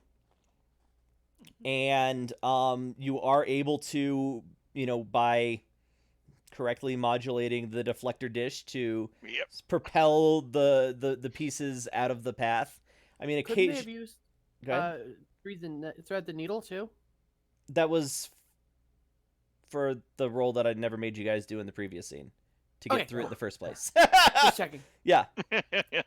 Oh, so we were already through it? Yeah, you had already made it through once. Oh wait, no, you didn't go through it. You're right. Yeah, so this was me. I thought this was what we were doing. Is we were on the one side of it, and this is me threading that needle while while Vivek is pulsing those shields. So like the way I see this going is Tesora like closes her eyes and just focuses on that neural link and starts piloting, and the way the ship is going, like every maybe 10 seconds or so, the engine's just like a little bit and adjust the direction, but it's going very slowly through that field. Yeah, but you're bouncing all the little pieces off the deflector intentionally, right? Yeah, exactly. To clear it. Yeah. Okay, and so I did add 1 more momentum to model the fact that you guys got 1 additional success, since thread the needle would have been there to make it 1 easier. Gotcha. Okay, so you have successfully cleared 1 decent-sized path through the outermost of the debris fields. Huzzah! Awesome. So now there is also a poison gas cloud in between the debris fields and the innermost one. Okay, so we don't have to worry about the innermost one, do we, to make another path? They wanted at least one path through each. Through each, okay. Uh, Commander and Lieutenant, I do believe that was a very good, very good job. Do you think you could manage it again in the inner field? Naturally. Make it so. Sure. Okay, so I'm not gonna say make it so. I um, gotta find my own catchphrase. I'll figure it out. so I have my own pool of basically momentum called threat. Mhm. I start off with 2 per player, and I just spent 2 to make the difficulty of the interior one one harder. And I'm doing that for a couple reasons. One, because that seemed incredibly easy for the 2 of you. 2, also we forgot the fact that the ship also would have supported you in that. Yeah. So the difficulty this time is 3. You do not have the thread the needle advantage because that was on the outermost one. Right. But you do have that pool of 5. Are we going momentum. straight to that other thing, or are we dealing with the gunk, the radioactive? I figure you've already got things modulated and stuff like that to do this maneuver. Let's just do it. Yeah. Yeah. Could I use use momentum to create a we've done this before aspect, or is that how that works? Yeah. You So you could can spend use 2 2. momentum to been there, done that, maybe. Yeah. Okay. So there's 1 and 2. So the difficulty is 2 once again. And this time I'll have the ship support you with, I think, structure security since it's shields. Mm-hmm. So, Tom, you go ahead and roll first. I rolled 2 because I didn't use the Yeah. last time I had. There we go. All right. I mean, you could use another momentum. Ooh. Oh. Okay, we'll get to that 20 in just a second. But that is 1 success, which means that Daniel and the ship both roll. The ship did not help. So, Daniel, it's coming down to you. Well, I can. Oh my! You can make I'll- the ship reroll. I'll make the ship Oh, yeah, right. re-roll. Oh, yeah, we're Oh, both able much to do that. better. we go. And not a critical, but so that's 2. And that's a 14, which if we were doing That number or were, under. Were we using the same? Were we using the same abilities? Yes. Okay. So if it was what did we do? Daring and con. If it was daring and con, then I did not make it unless there was some bonus that I'm. Well, I only failed by 1. So if I'm still using a focus, then I did. No, the focus just makes the critical easier. Yeah. Oh. The focus would have given you 2 successes on your con score or lower instead of just a 1. Gotcha. Okay. Well, in that case, then no. This time it's a little bit harder for. Okay. But we still do it. Yes. With a consequence. Yeah. So, what's a good unintended consequence here? EPS overload. I'm also okay with taking a personal consequence because, we are jacked in with the mind link. So even though it's not a breach, it could be a headache. Well, if anybody takes it, it's going to be Tom since it was his character that rolled the 20. So, Tom, I'll let you choose something for the situation, meaning the system, the planet, or the belt. Something for the ship, or something personal. Screw it, I'll go ahead and do personal. A personal one. Okay. So, how about we'll do feedback loop. We'll just call it. Okay. On you specifically, so let me throw that in there. Well, I'll just put it under injuries. It's not actually an injury, but yeah. And this could make certain mental skills more difficult for the rest of the scene. Okay. Or it could just be that like the mind link, like you can't use the mind link. Perfect. There you go. Yeah, that makes sense. Okay. So you have cleared one path through each of the asteroid belts.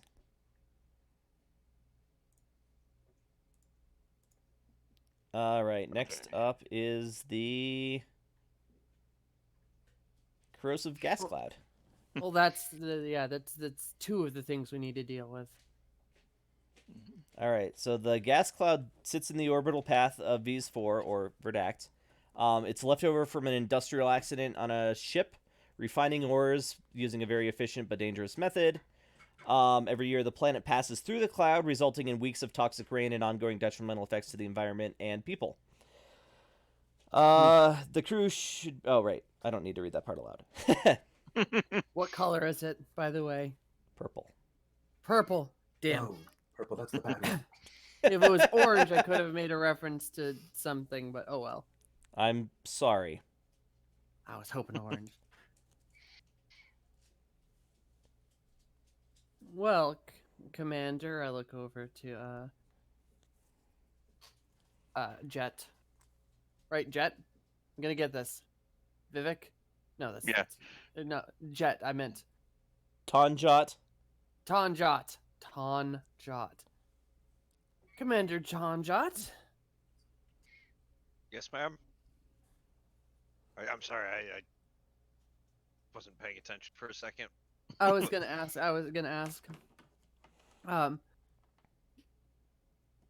We have two dilemmas in front of us. One is helping them with this toxic cloud, and the other is dealing with the information you uncovered about the payments. When are they going to pass through the cloud again? It's like a few months, but it happens every year, and so it's already happened a couple of times. Okay, but we're not in like it's not going to go through tomorrow or Nope. anything. No, yeah, you have all the time you need. Do you think would you prefer to help them figure out their problem with their regent, or shall we just move on to the cloud? And what's your opinion? Well, relations are going to require building of trust, and if we were to offer our assistance, we might find ourselves the opportunity to build trust. That, or we could just take them over. I narrow my eyes at him and then push the con, but I push my badge and go. Demore to Vivek. Go ahead. Well done on clearing that field. Now all we need to do is clear that toxic debris field. Do either of you have any ideas? If we were to create a small gravitational field, it may be able to attract all of that gunk into one concentrated, what do you call it? Ball. Yes, a sphere. So you wish to use our ship and make a wake to pull it away? Is what you're saying?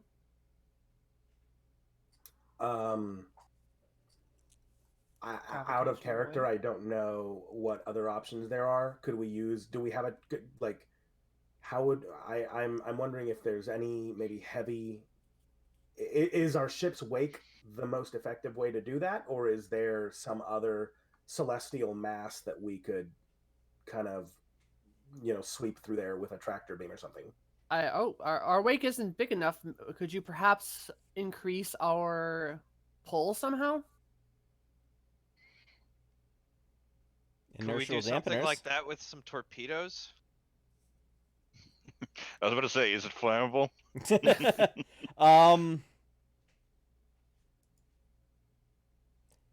It is highly combustible. I do not. I mean, like, remove the warheads from the torpedoes and replace them Oh, with, gravity field generators or something. I mean, as long as our shields are good enough, we shouldn't sustain much, if any, damage. this is a little bit different though. Like this is a cloud. Yeah. If you plow into that, like the same way you did the asteroid field, it's just gonna sort of. Yeah, no, it just needs a different approach. I was thinking we could pull it in to Yeah. our gravity wake. Do we know what the stuff is chemically? Yeah, Okay, and what is it? it's dimethyl something. I don't. Trilithium mining. Yeah, yeah. Okay, like Dilithium, give but yeah. me, like what does that do in space? Well, what's funky about it? What is it used for? It's specifically used to refine dilithium. It's a very rapid process that results in a very pure form of dilithium, but it also is very dangerous. Think about it like meth, actually. It's like it's like you use all these terrible chemicals to make meth, and the product you get at the end is absolutely amazing. No, Can we then work backwards? Can we spray some element that would bond to this and then kind of neutralize? Sort of like a throwing base at an acid, but on a more sciencey subatomic. it would have to be tailored very specifically. You wouldn't have anything ready, but you could absolutely design and then sort of manufacture or actually replicate that sort of compound. Absolutely. We could combine the ideas that I can never say your damn name, Commander. Tonjot had and create a bonding torpedo. That would actually be a very effective delivery method. Do you three think you would be able to do such a thing with your security knowledge, Tonjot, and everyone else in engineering? I do believe we could make this work. How big is this cloud? Because I'm wondering, is it a problem where we could come up with this compound and then just do it all ourselves, or is it more interesting if the cloud is so big that like we come up with a compound, but the people on the planet are gonna have to kind of work at it once we develop a solution for it? I don't think they have the resources to achieve such a thing. Oh, okay. Yeah, we can modify. How many photons do we have? Oh, dozens.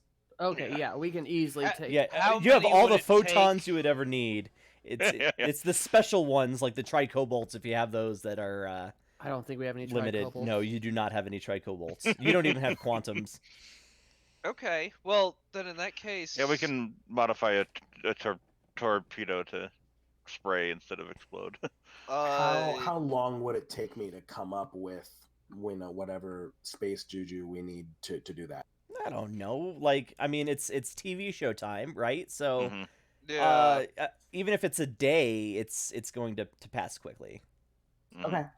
Yeah. Yeah, I'm gonna, Captain, if I may be excused to the torpedo bay. Go right ahead. And then I'm gonna go to the torpedo bay and, pull up files or whatever. I'm gonna give them the specifications for the device I need to get into the torpedo. All right. So, I think Tesora's going to take the lead on this as and if possible, I'd actually like to be in the lab alone with Tom or Tonjot? Cut off. Yeah. Tonjot. Tonjot.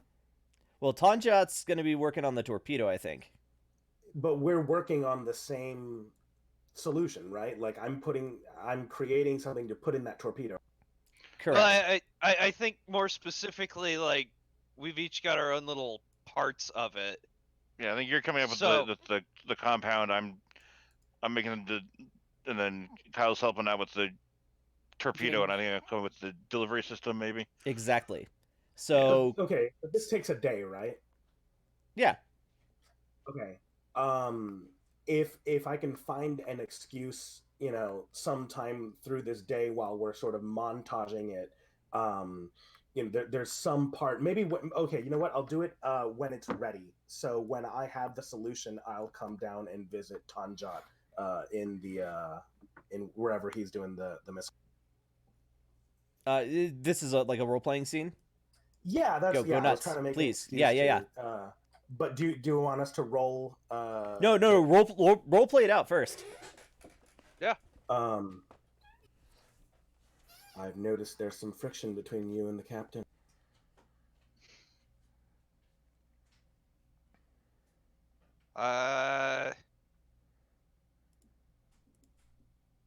That may be true, but that is None of your fucking business. I'm trying to go more with the gripes go up. Yeah. With the what? Gripes go up. You know the Tom Hanks speech in Private Ryan.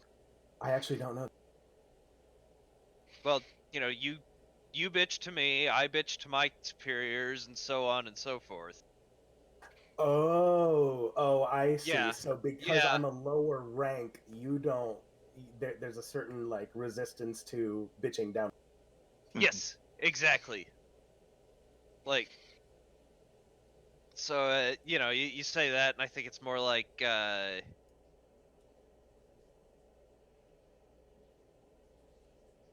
probably something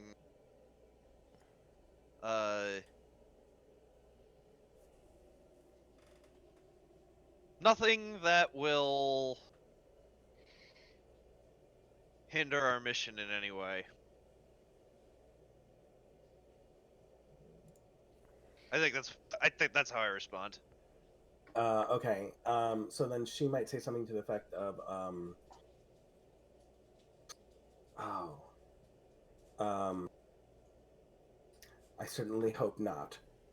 Relations between you're Cardassian and Bajoran. I'm Bajoran, she's Cardassian. Um,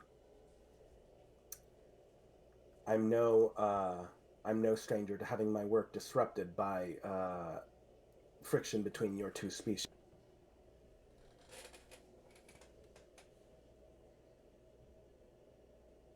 Well, I appreciate your candor, but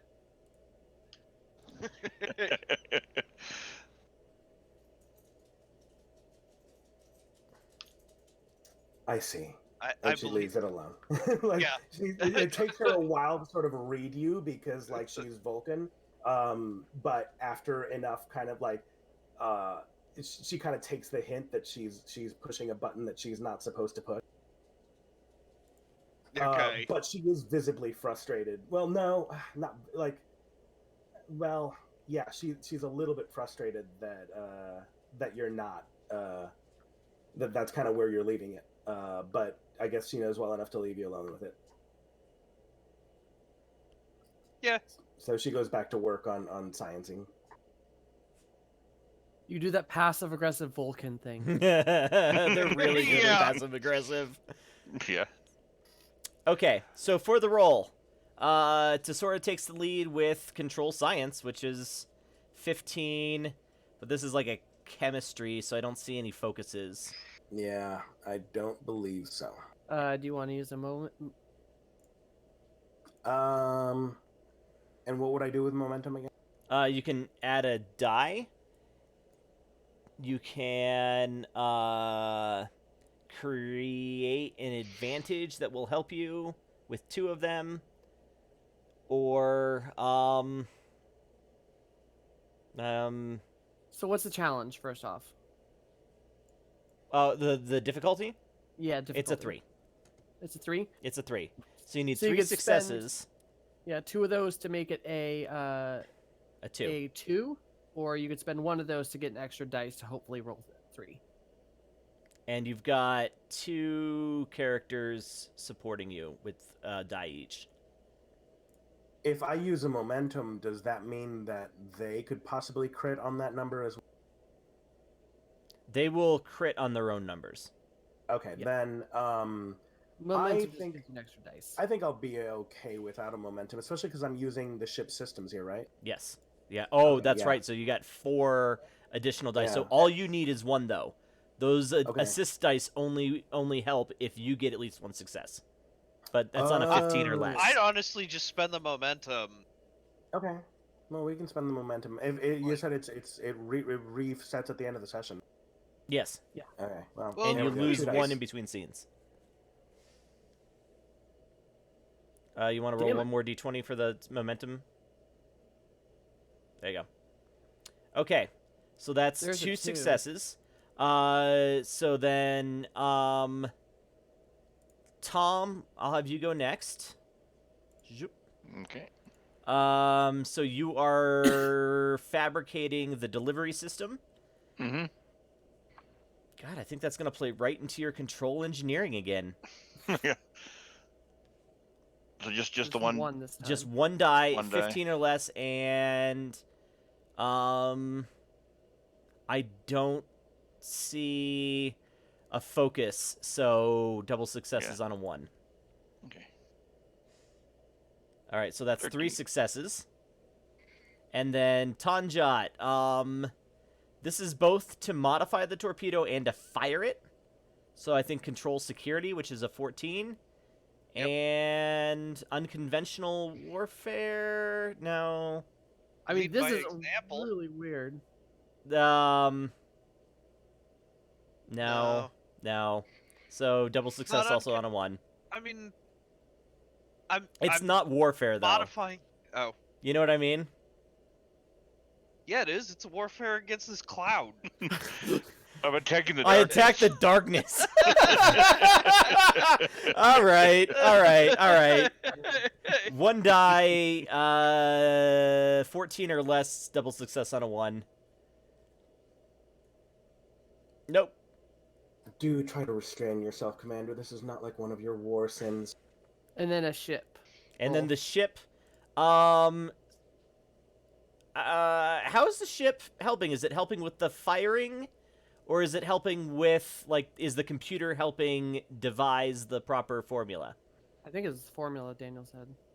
Okay. Well, it's mostly helping me with my task, right? But if it's narrative, I kind of want to lean into the idea that that Tanjat isn't firing the missiles correctly, so I have to kind of manually guide them with the.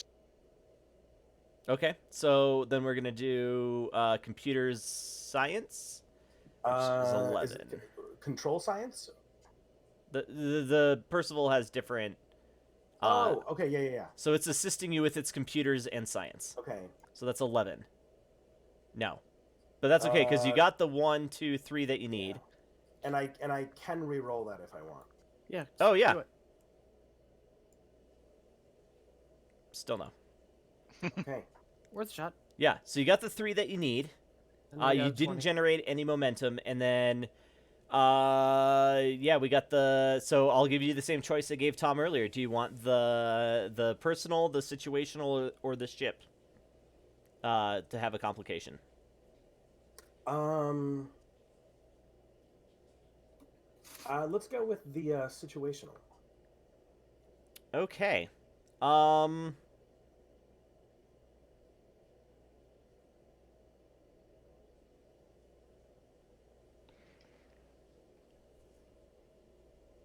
So something unexpected happens. Some sort of unexpected chemical reaction happens.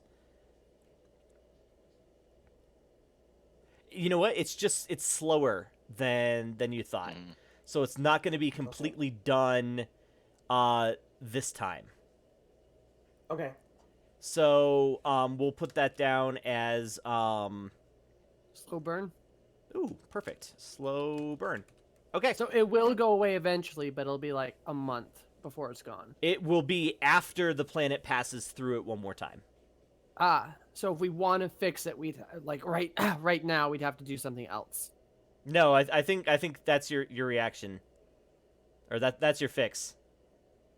Oh, okay. It's working, but There's for gonna be whatever one reason, more oh, ship the something. the intermix must have been slightly higher than I thought, so The metabolism is happening at a tenth the speed it's supposed to.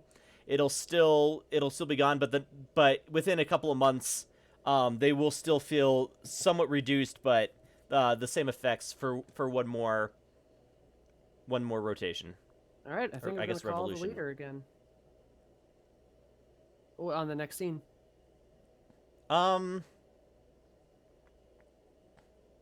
Yeah, okay. So we will dump one momentum, and you reach out to Alaris.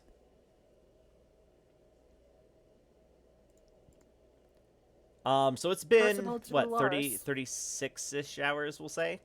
Yeah, Uh, sounds about right. this is Alaris. I'm glad to say we were able to clear effectively immediately the 2 lanes through your belts. Unfortunately, our cleaning up of the cloud was not as effective as we'd wished. It is going to take a few months to clear up completely. You will have to deal with one more season of the rain. It should be slightly lessened, but by the time you should go through it again next year, it should be gone. Well, I suppose that's better than no help at all. I am also transmitting. Well, I know you have no reason to trust us on this, but I hope there is. You will take our word and the receipts from all of our transactions with your government. I do believe it may have been siphoned off into people's personal pockets. Oh, so we're just going to tell them that. I mean, based on the charges that have been levied against Urwar, I honestly would not be surprised if that's what happened. Unfortunately, there's no way we're ever going to recover that. Yeah, but it works as evidence against him, though. Yes. It's inadmissible in our legal system, but he certainly won't be elected again. And the next thing we wish to talk to you about, because our general mission wasn't just to do those 3 things, or the 2 things, it was to also figure out what else they needed help with, right? Yeah. Is there any other assistance we could help you, anything else we could assist you with? We are here for the how long was our mission? However long, there's no duration. We're here until we're here to help. She's like, well, honestly, she kind of shrugs. She's like, I mean, we're broke. We can't feed ourselves because of the toxic rain, and we don't have any currency or goods to trade on the sector market. If you could, see if there's any mining that could still be done, or see if there's anything out there that can be salvaged, that might be incredibly helpful for my people. Yes, most definitely. We'll do that. And also, how much of energy? We're fresh out of the gate, so we have a pretty good energy reserve, right? Yeah? I mean, we could probably transfer them at least some ration and food, stuff to help a little bit. It's not like anything that would really particularly help, but it would be enough to, You could make like token of good faith. a token gesture, yeah.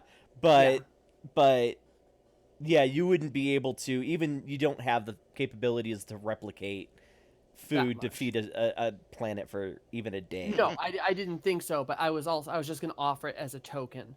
Could I make that actually a thing? You don't need to. You can absolutely give it to her. Okay.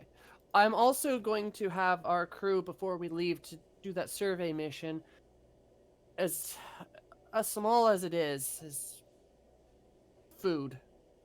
We can't obviously we cannot supply your whole planet, but hopefully this should help even a drop in the bucket. She's like, I can't say no to a gift like that. Like, I mean, we'll make sure to put it to good use. I'll have I'll have my second transmitted down immediately. Yeah. I want to replicate like the densest bars of survival rations that I can. Yeah, I mean, like I said, anything you guys can do is going to be a literal drop in a bucket, but the gesture is appreciated. How much do we know about their planet and culture? Not a lot, honestly. Um, it occurs to me, Captain. I wonder, rather than surveying the surrounding space for materials that it'll take them several months to extract, perhaps we've ignored the possibility that there may be natural resources on that planet that may be of use to the Federation, and they simply don't know it yet.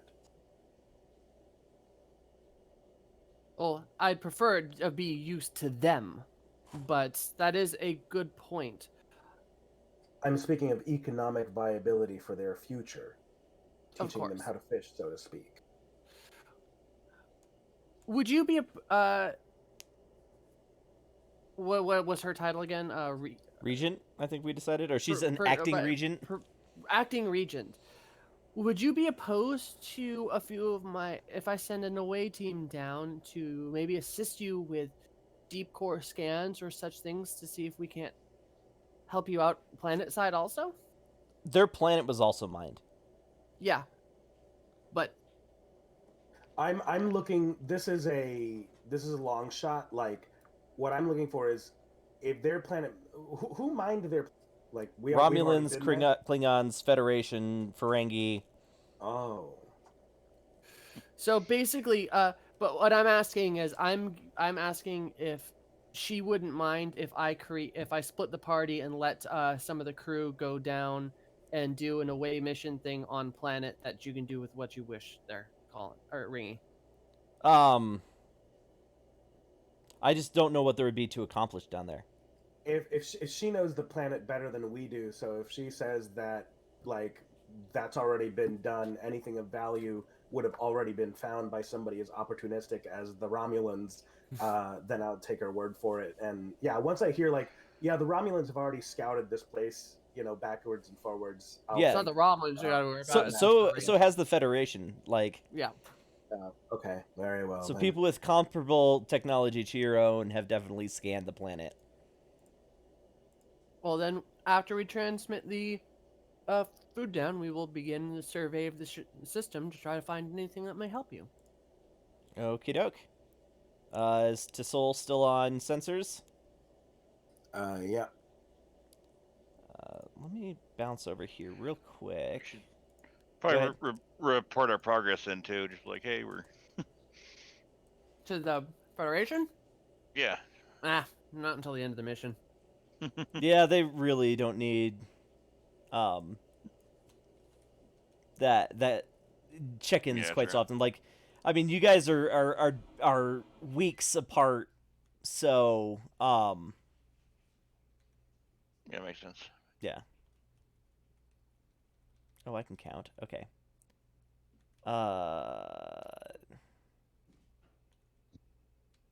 Oh, Officer Helm, so sensor here's- operations. Go ahead. What I am going to do also is I'm gonna do a. I'm just trying to remember. I have an ability that helps me do a specific thing. Oh no! I got rid of all my spaces. Darn it.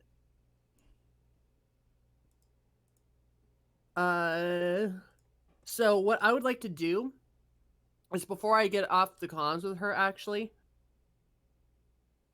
I would like to ask her any information about like any leads she may have, and when I gather that, and Yeah, I would like to basically get any information she's got from her, like if she's got any idea of where we should start poking around. Obtain information is a momentum spend, meaning after you make a roll, whenever you use the momentum by that roll to gather information. Yeah, Okay. I'd like to do the roll first to like get the. The reason she's asking you is because their sensors are not anywhere near as good as yours. No, and I understand that the sensors aren't as good, but they live in the system. Like, if was there something like a particularly rich minefield, or was some? Do they have any information? They will not have any information. I'm not going to make you roll because they literally do not know Okay, what could cool. still be out there. That's it. Then we can move on. Okay. I just But wanted. the complication is kind of the same out here as it was on planet, right? Like, what could there possibly be within nearby space that wasn't already stripped? That is very, very true. Like they're kind of grasping at straws a little bit here, but you got to figure. I mean, it was 2 entire asteroid belts, so there's possible something out there. Plus, I mean, you've seen, pieces of mining equipment. Like there could be something worth salvaging out there. Yeah. I see. Okay. So, yeah. All right. So to the sensor sweep. The difficulty is going to be, I think, just 1 this time. Normally it's 0. Let me look at these. Yeah, none of the scene traits tie in. So it's your Tesora Mm-hmm. control science. So that's 15 or less. Is it okay? Yeah, that's fine. I'm trying to think if there's what can I do here? Because I mean, this is the role, right? To try to figure out. I'm looking for something of value. Is that what? Yeah, or at least like breadcrumbs. So I'll tell you kind of like what you find, and then you can spend the momentum to get more information if you generate any, and then you guys can follow up on those leads. So I'm sorry, it's actually reason science, and the ship supports with sensors science. Okay. I don't believe I have any focuses that can help me here. I was just trying to rack my brain to see if there's anything else we could do to juice up the roll, but I can't think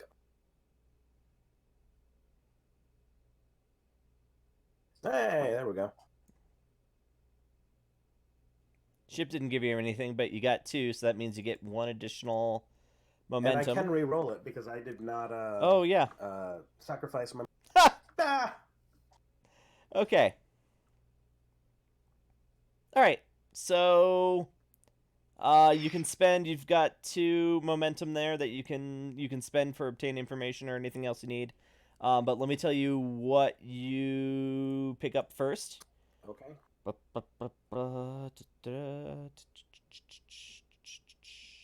Oh, it's way down here. Okay.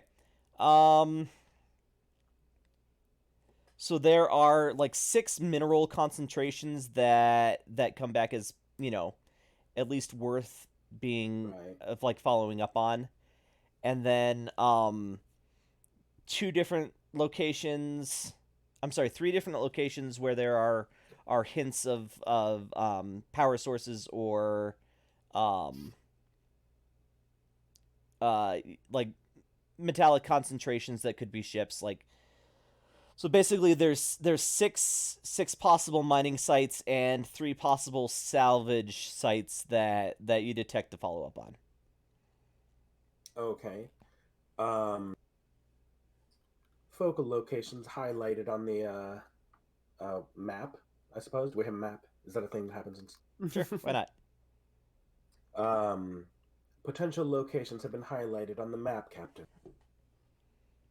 Well, we will give them the information as far as the possible mining places go, but what I would like to do is check out those salvage ships. Ensign, please lay...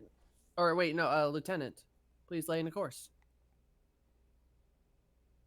That's also me, right? Yeah, but I mean, Okay. you don't have to roll to get there. Okay. Okay. Cool.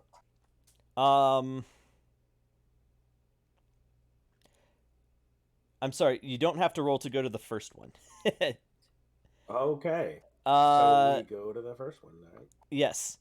It's a fairly large operation, but it had a lot of fairly state of the art equipment. But it's been sitting on the surface of a large asteroid and peppered by micrometeors for probably 3 years. So it will take a lot to salvage it, but it's worth at least telling them to follow up on. Is there any way we could tractor it out a little bit so it would not be getting pelted as much? Uh, yeah. Um,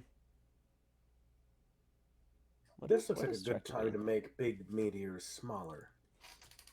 No, we want to salvage that. Oh, I equipment. meant, but like, I thought there were asteroids around it. What is the difficulty in extract? I'm We looking don't at want more meteors to hit it and damage it. Oh, okay. It's already being pelted. You said. yeah, with micrometeors. So Hmm. just like sand size pieces of things that with no atmosphere Yeah. to slow them down, just kind of thunk. Right. Okay. Okay, this is a tactical operation. So James, this is on you.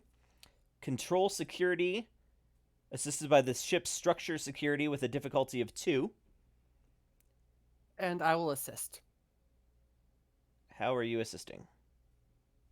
I mean, I'm also extremely well versed in tactical. Okay.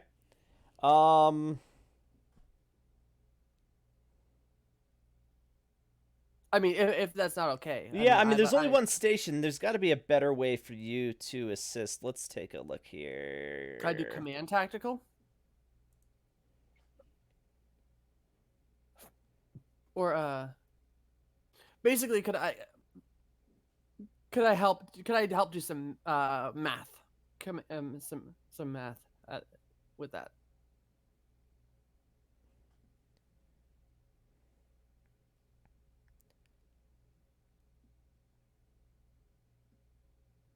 Um,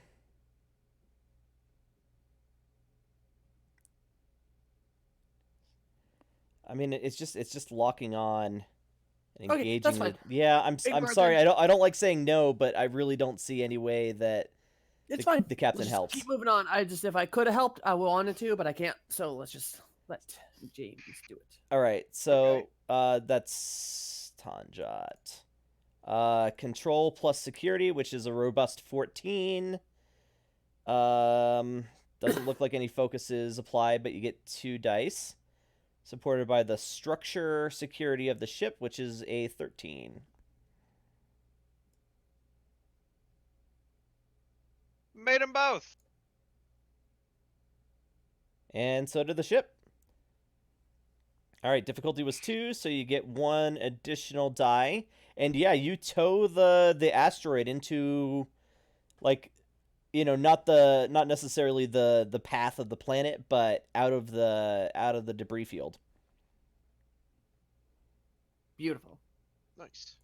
I'm just gonna make a quick note about that. And then I'm going to reconfigure the tractor beam so it throws that rock at that planet. Catch. Yeah. We got Got you a guys present for you. We come to save you. Rock. How many of these things were there? Salvages? There were 3 sort of traces that you detected.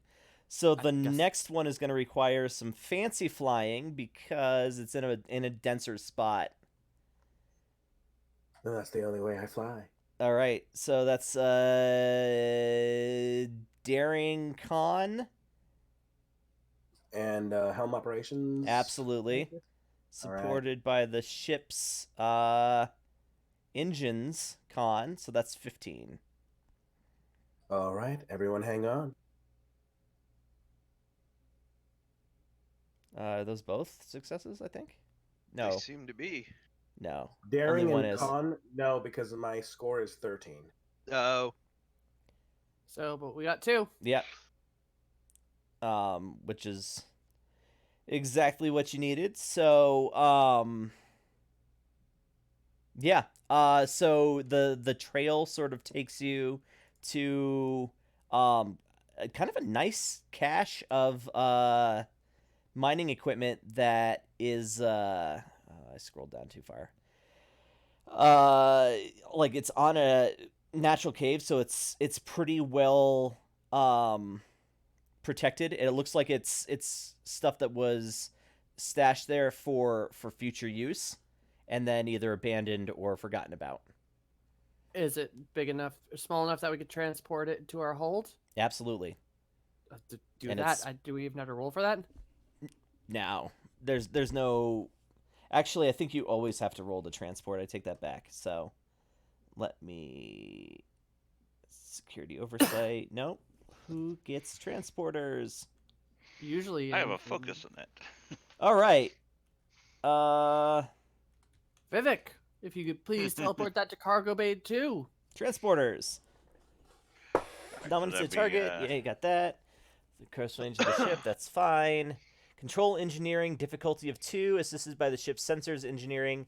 Difficulty increases by 1 if the target is not on a transport pad, which it is not. And by another 1 if the destination is not. So, okay, so the difficulty is 3. Sensors plus engineering, but there's no transport or anything. Or no interference or anything. So I have a focus in transporters. What does that mean? That means... If you roll under a 5, you get 2. Yeah, under your discipline. Yeah. So since your Okay. discipline for engineering is a 5. So, do you want to use and- any thingies? Yeah. How many successes do I need? 3. 3. Yeah. Then I'll use a momentum. Oh, whoops. That's what I needed to do. Okay. So you roll 3 dice, and the ship rolls 1.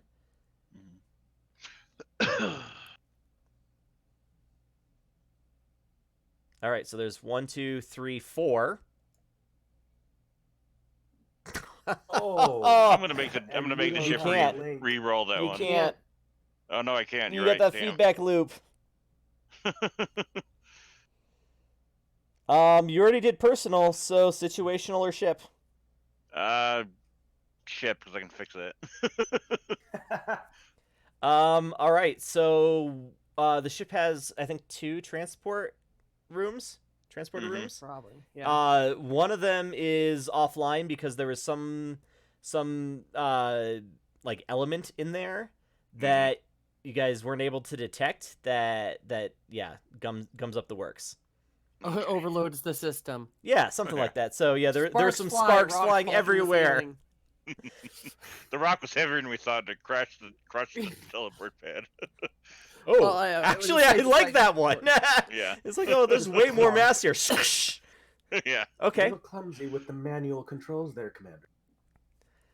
Okay. All right. Do we need to roll to get out again, or are we coast off our previous roll? That's fine. So then the final one, it's actually difficult to find. Like, you know that, or you're pretty sure that there's something out there, but you're having a hard time finding it. So this is going to be... Could I actually make a roll? Could I do like a reason security to be able to be like, where would I put this kind of thing? insight security, but absolutely. Insight security. I will do that, and this is a 14 or below. What's its difficulty? Difficulty is 2. The ship is going to support with sensors, science, which is 11, and I'm not going to tell you which of your focuses applies, but you have a focus that applies, so you get so yeah, double success Doubles on on 5. fives. I'm just gonna roll the 2, because the math is on my side.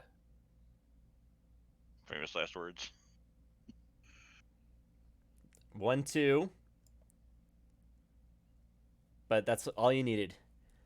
Yeah, so you do find where a really nice, like, personal ship has been hid. So think of it as if your ship is a destroyer and the Enterprise is like an aircraft carrier size, this ship is like personal yacht. But think like those yachts by people that spend way too much money on a yacht. So it's a really nice luxury ship, stashed in an almost zero power mode, in like an old mining site. I say almost zero power because its transporter pad and subspace communications are on. What build? Who built it? Yeah, is it like Ferengi? Not any of the major powers. It's like, how in Star Wars the Corellians make, all sorts of like pleasure crafts and things. Yeah. Like it's that. It's like a generic, there is some planet out there that just makes like pleasure boats or pleasure ships and things, and like this is one of them. And it's transmitting? No, but its communications relay is online and its transporters are online. Commander, could you or number 2, I'm gonna call you that because I can freaking remember that. Tanjat. I can't. For some Tanjat. reason, my brain can't get around it. Hometown.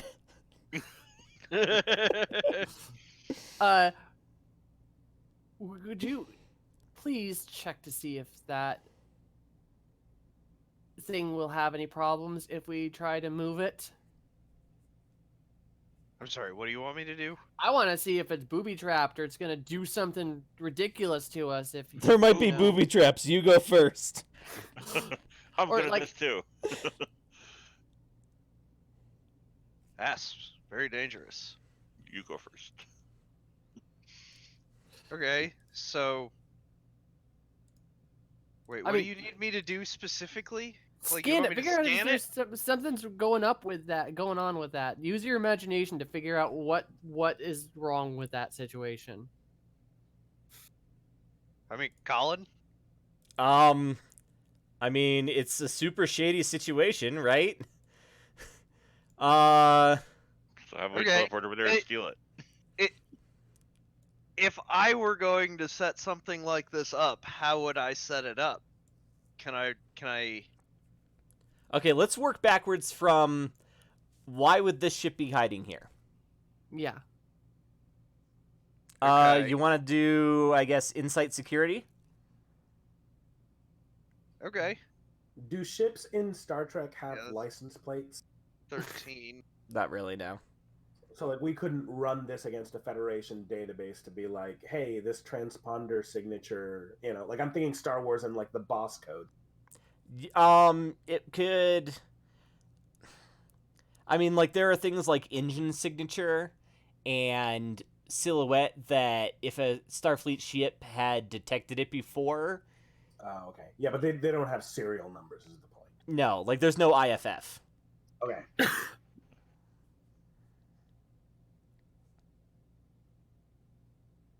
What's the difficulty on this? Just one.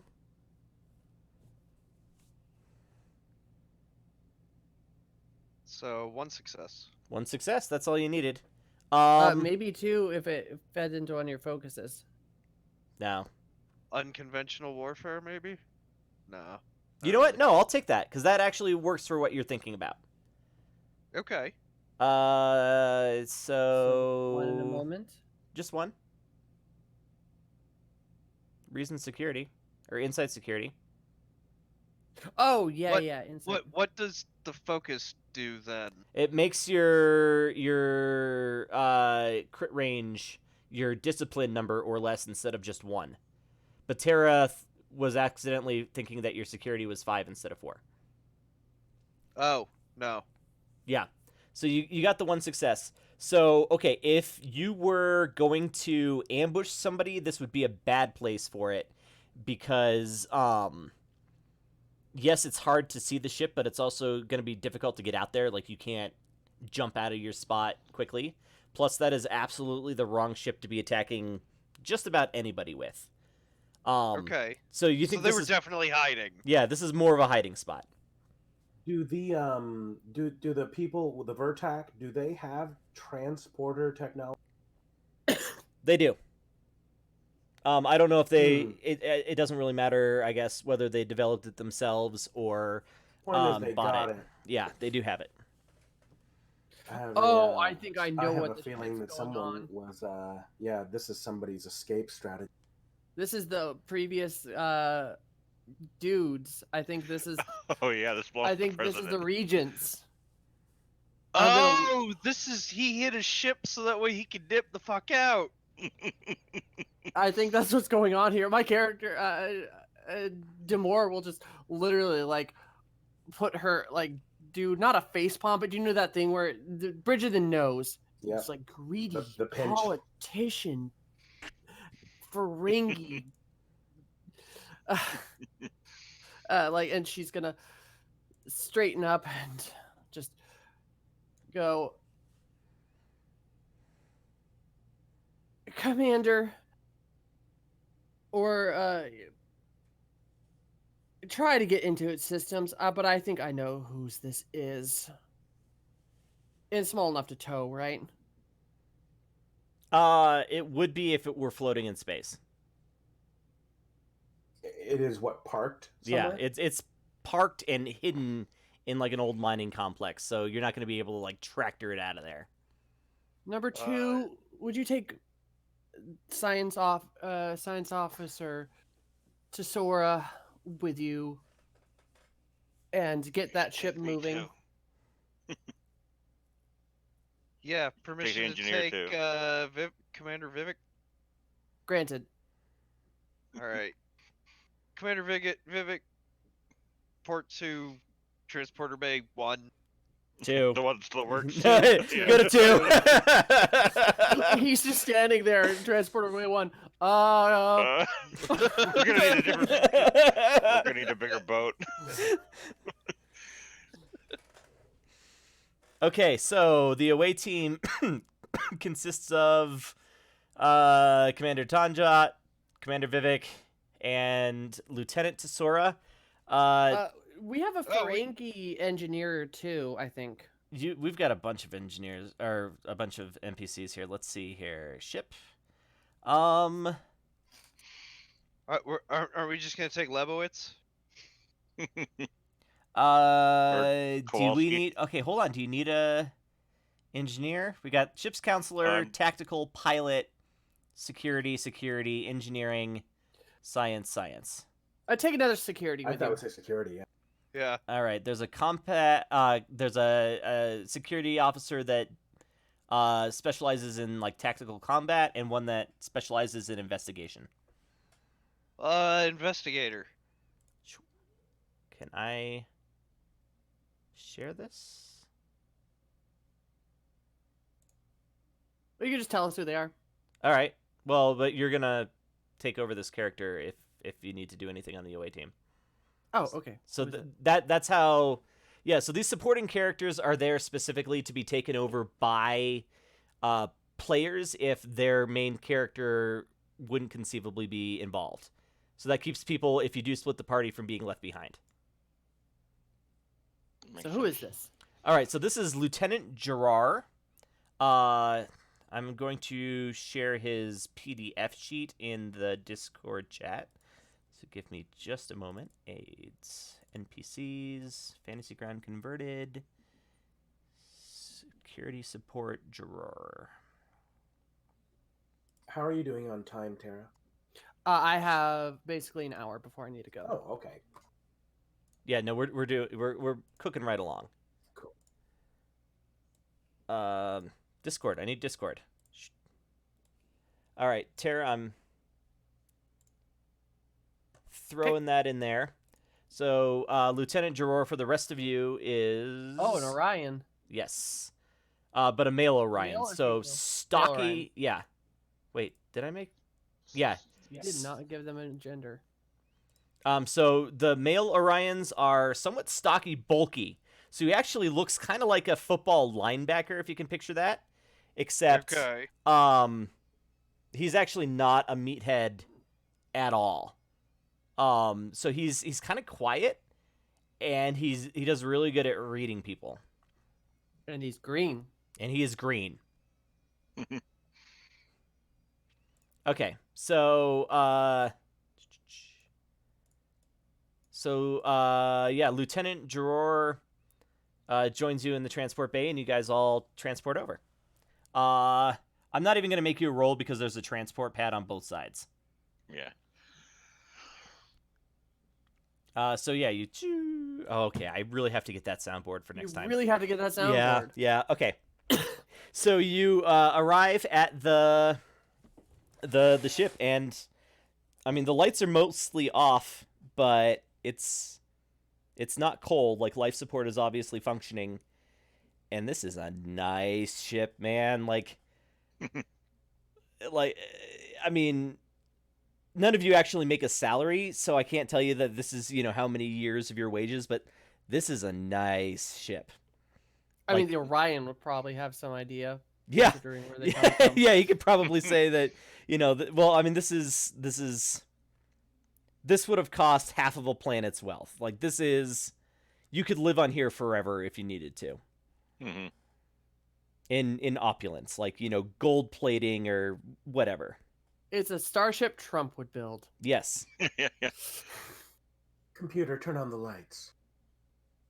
And I'm gonna try to mind link. Can I neural link this? You probably could, but that would probably be a Lieutenant, bad idea. Yeah, I was Yeah. about to say, Lieutenant, I wouldn't suggest that. Neural linking with a random computer. If you Neuralink with that computer, you Neuralink with everybody that's ever Neuralinked with that computer. Yeah. If you don't mind, he's Is there a computer access somewhere like nearby? Yeah, absolutely. Yeah, so I'm gonna go to that and try to manually turn stuff on and kind of see if there's any booby traps or security systems or anything. Yeah. Go ahead and Jar will do assist with a with it. Investigation focus. Yeah, hold on, because I think you cut out there. But Tom, Mm-hmm. I feel like this is it's gonna be reason engineering. Okay. And you have like security systems. Yeah, you have security systems. So you've got a focus that applies. So what is that? 16 or less.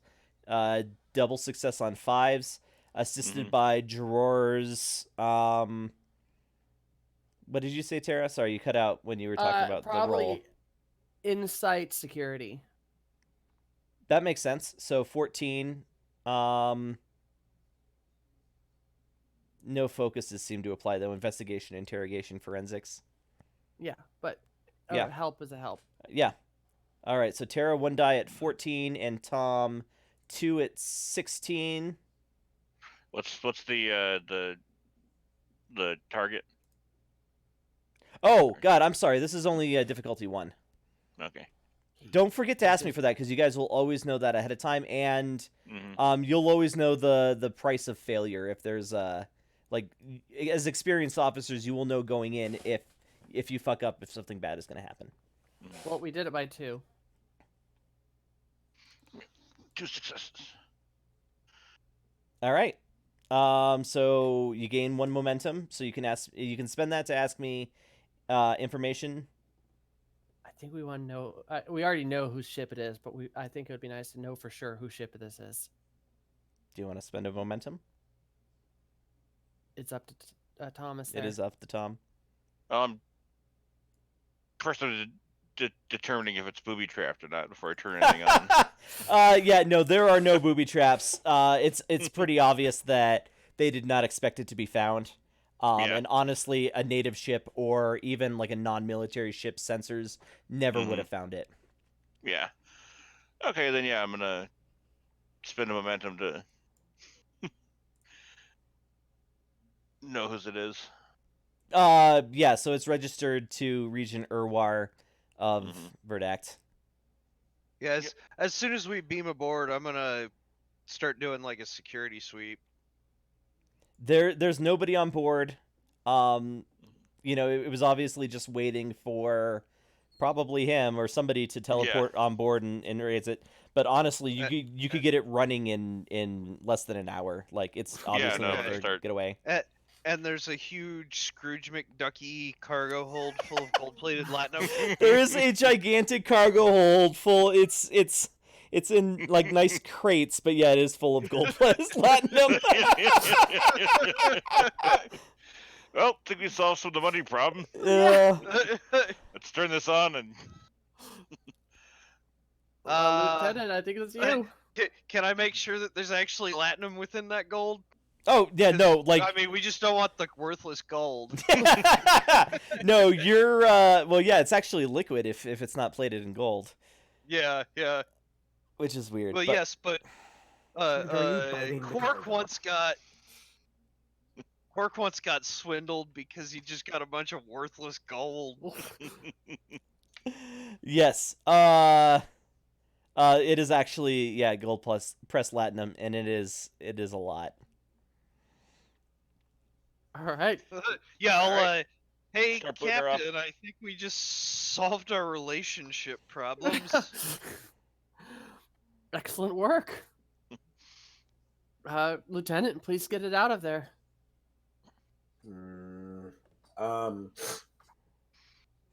Does What? this ship have sensors? Sure.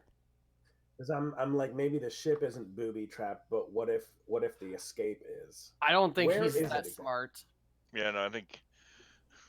Fair enough. Okay, well, what happens when I go up to the con station? You stand at the con station. It looks normal. It's I have access. Looks clear. Okay. Damn, I think I just failed a spot check. How can you tell? Well, do you see anything? I'll turn on the engine. Yeah, like I said, it takes less than an hour for you to get like the engine spun up and everything like that. Yeah, I'm helping with that part because I'm not even gonna make you guys roll at this point. Like, okay. Yeah, there's so you get it moving and you can. It's too big to fly into the shuttle bay of your ship. Mm-hmm. Oh, I want to fly it up. I want to make a scene of this. Okay. Where would you like me to fly it? We're going to the planet, and I'm going to call her up when we get into their planet sensor range with just the smuggest of smiles. I'm not trying to, but that's what's happening. Oh, okay. Great. I'll take it down to the planet. So, as you call her, there's a man that you don't recognize on the other end of the line. He smiles and says, "Captain, I've heard that you've been doing great things for my my planet. I'm Regent Urwar. I have a proposition for you." Oh. NPCs 101 Urwar. I'm not going to mince words. I know that you found my little insurance policy, and hit record. I'm hitting record. I think it's all like I'm just automatically gonna tap recorded. as soon as he calls. Just he's like, Alaris is not alone in her mistrust of the Federation and the other advanced cultures that left our system in such disarray. There's no chance that in the future she will consider Federation membership or hosting other Federation ships. However, if you return my ship and all of its cargo to where you found it, I will, after I weather this little this little boondoggle, I will guide my people towards the Federation with an eye towards eventual Federation membership.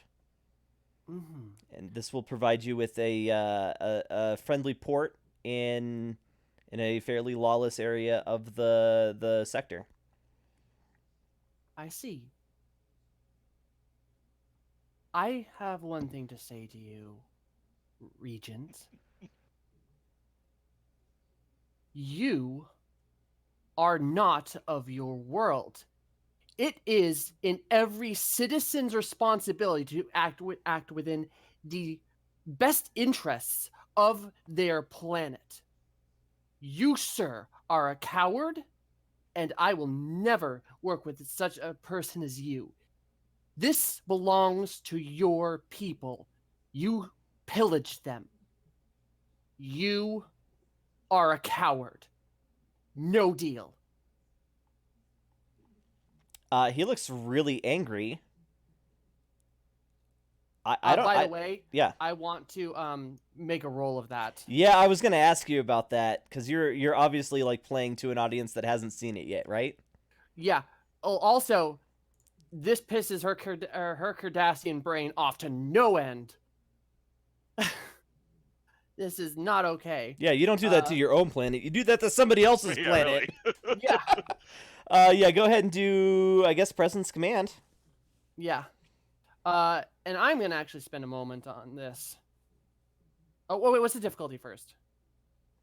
Let me look at my little cheat sheet here.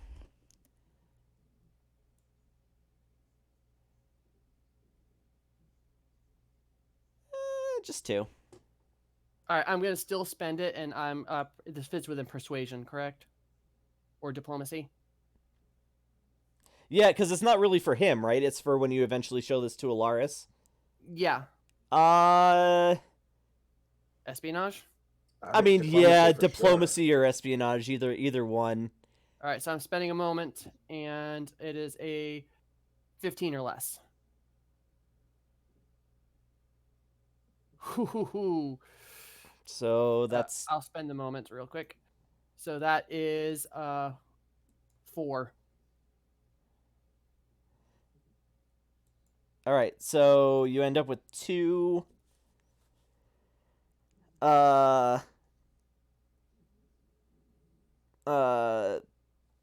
Momentum at the end of this, and you obviously succeed. Well, I spent it. It would actually be 3. No, I saw you spend it. Okay. So yeah, you still, because you had 1 in the pool. The difficulty was 2. You got 3. I actually got so- 4. Because isn't it 5 or below? Or is it below your command? It's you were rolling command. Oh, so it's below discipline. Okay, sorry, I'm confused. Never mind, ignore me. Okay. Yes. So I imagine that's I mean that's just sounds like an advantage. So let's write down something to talk about your performance. And Inspiring performance. Righteous indignation. There Yes! we go. Yeah.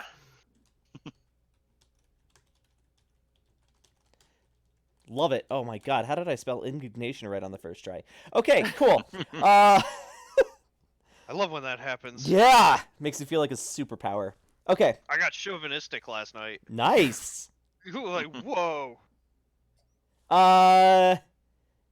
Yeah. Okay, so he just ends the conversation because I think he knows he's fucked. Proper fucked. So yeah, I imagine then that you reach Alaris We fly back and we call her. He doesn't open fire on us? with what? What? He's under house We've got a arrest. ship. Yeah, that's a good point. Acting Regent Alaris, Yes. we have found your coffer. What do you mean? Your regent stowed away how many gold part? How many are you up to down there in gold plus platinum? Number 2? It's more than a ton at this point. Like there's a shit ton. I will, like, I will say Platinum something Trevor along Ferengi. those lines. Like, as somebody part of a federation that no longer uses money, I am impressed by the amount of money that is in here. A metric ton of money, of gold plus platinum, and a luxury yacht, alongside of a recording of your regent trying to bribe us. Like the color drains out of her face and she is rendered speechless for a moment. Did it look like there was any incriminating evidence, like, likely to be in places? I mean, Like he confessed smuggler to it. Panels or Yeah, he something? confessed to it, but I They mean, were driving the incriminating evidence. investigative forensic analysis of the computers will probably have, you know, the fake invoices that he did or whatever. Like, yeah, it's Okay. probably all like you got him red-handed. Yeah. You're welcome to blacklight the bed sheets. Along with mining equipment left over from one of the people who previously ravaged your territory, and a damaged mining station that is ripe for salvage, along with 5 other possibly unmined locations in your belt. 6. 6. She'll actually do that. She'll go 5, and then like the ensign's like 6, ma'am. 6. Yeah, so she just kind of stares at you and she's like, "So, what are you asking for in exchange for my planet's coffer and the locations of these items?" Nothing. It is a goodwill token from the Federation. All right, I'm gonna make you roll here, but let me add everything up real quick. Does this ship land? Sure. It's atmosphere capable. Yeah. Okay. Yeah. Lieutenant, land us At the Capitol building. at the Capitol. Okay, this was supposed to be way harder, but you guys got a lot of stuff on your side. So, Terra, presence command with the diplomacy, difficulty is 2. Oh, I'm using all the I'm using those 2 moments to lower the difficulty by 1. Okay, so difficulty is 1. I don't really see the ship helping with this at all. No, the ship won't help, but also I had set up that scene from before so I can tap that. Yeah, righteous indignation. No, that's included in all that. Oh, that's included? All of the stuff that, yeah. That's what I was adding up. So this is 2 at 15 or below. As long as I roll under 15, it works. This is the time I'm going to roll 2 20s. All right, let's do this. No. I got 3. Okay. She's like, Captain, I'll be on. Actually, it might be 1 higher because... Oh, did you take in effect her thing from the first time we talked? Yes. Okay. I took it all into account. Okay. Okay. She's like, Captain, I'll be honest, I don't know what to say. I admit that I might have been a little harsh towards you, but you can understand with what we've seen from outsiders, it was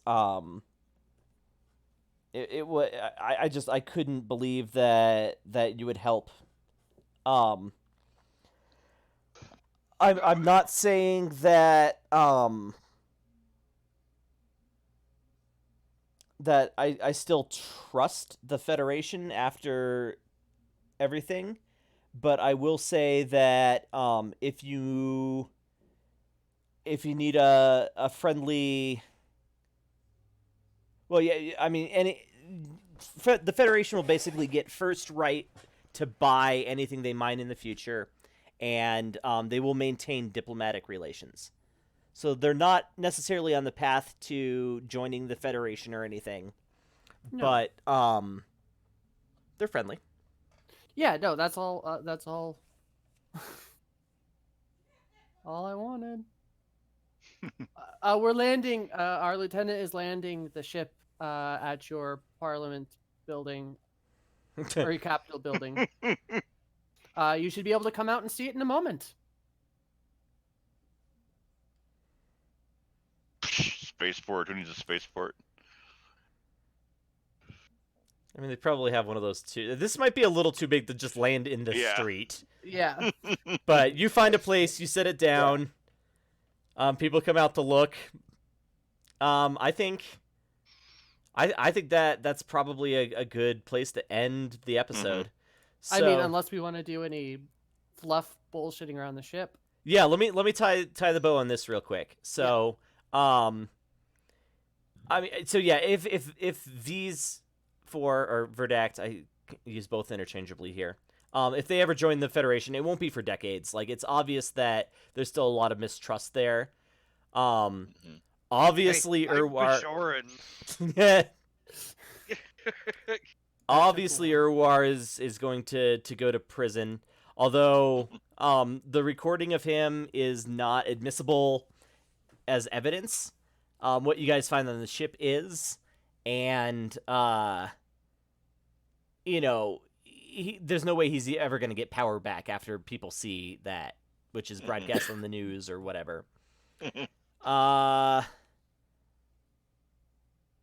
Yep. Okay, that's all of the baseline stuff. So, do we want to do a quick role play scene at the end to sort of Yeah. what's the moral, or not necessarily that, but is it everybody, like who wants to be here, or who has something to say to somebody else? I think also the what do you call it? The which ship was it? The So how are we going to move this rock off the transporter? Yeah. I mean, or it could just be like a simple first mission success gathering. Mm-hmm. Well, we're down on this planet, right? Like, what do they have? What's cool there? Open or the pits. also the El Dorado could show up because Yeah, we really. do have an ever. Oh, we do. Except the El Dorado wasn't heading there. Yeah, I mean, so maybe that's where we pick it up, actually. A runabout. Or runabout. Either way. Ever, are you... Like, do we have place to park a runabout? You can fit one in your shuttle bay, but it can't live there. It just takes up a ton of space.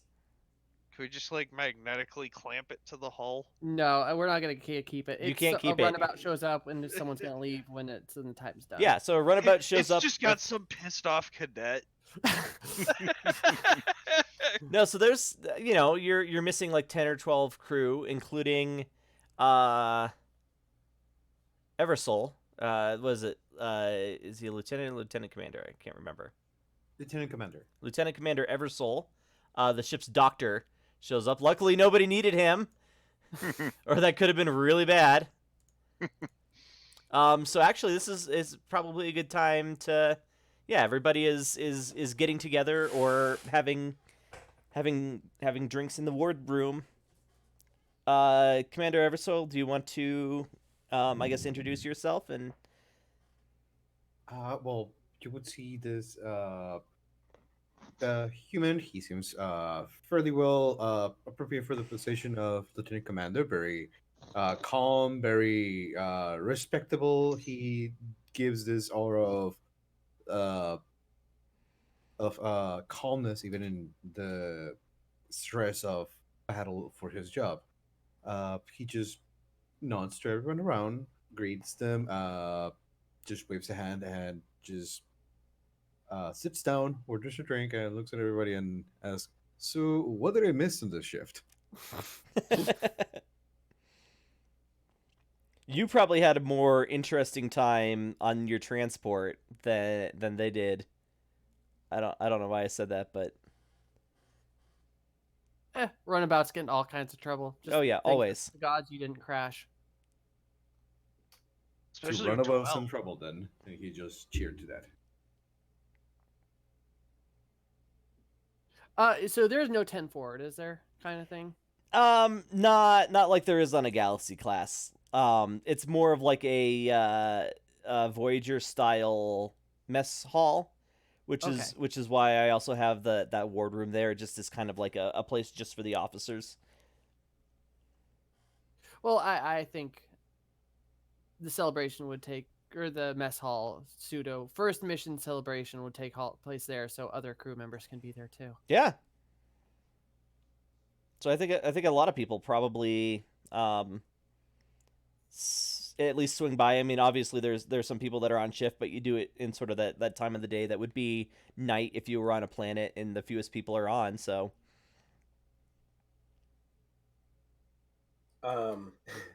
Tesora flips the number on a little board that she's put up, and that now says it has been 1 day without a galactic diplomatic incident. two. 2 days. It's been 2 days. Yeah, just say it's not over. Give it time. I raise an eyebrow at that sign, but don't take it down.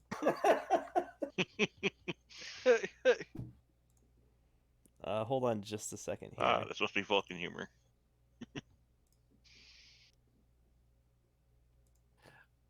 Lieutenant Commander, good to finally have you on board.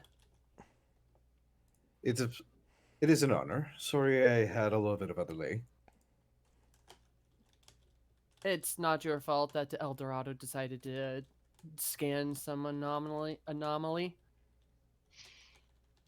I'm just glad I was not immediately requested on the bridge or on any other part of the ship. No offense to you, Doctor. If we never have to use you for any of our crew members, it will have been a good voyage. I'll drink to that.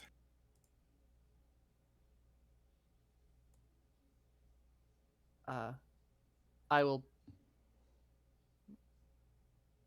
go over to the or what are we serving? What are we drinking? I think Who's the Synthahol, whatever it is. Synthahol of. What kooky character do we have as our bartender? Well, it's the same guy that's like he's the chef slash dietitian slash attendant. Like he fills a lot of roles. But you guys can kind of fill him in as much as you want, like race and Yeah, give him a species. Vita makes a I- pretty gnarly black hole. I like the idea of some Cajun guy. Oh, it's got to be bullion. It's always a bullion. yeah, a bullion would be an excellent choice. Bullions are blue skinned with like a ridge running down the center of their face. They are extremely jovial and outgoing, and any more than about 10 minutes in the presence of one starts to be very trying. Oh, I see. Okay, so What's that one guy on DS9 that never talked? We always talked about him talking. Morn. Morn. That guy talks more than Morn. Vita dear, would you make me one of your famous black holes? She mixes a picture of them. Maybe not that many. Oh, all right, dear. Okay. Yeah, I bite my easy on thumb. hole. I bite my thumb in concern because she can get rowdy. We're celebrating. All right. By the way, she's an Andorian. If anyone cared. And she lowers her voice after people start drinking. She's like, and this isn't Synthahol. Oh dear.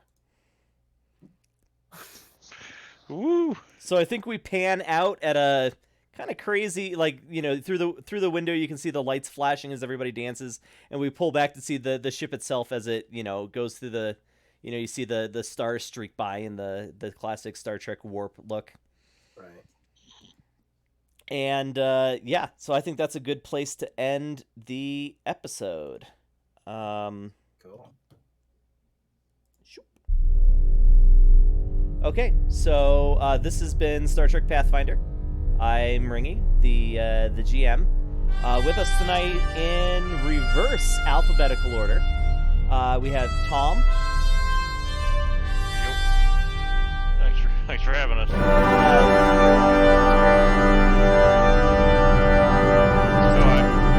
Tom.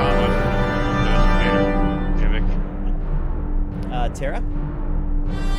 Hi, Tara. You were lovely and can't think of another good word to associate with my character, but Captain.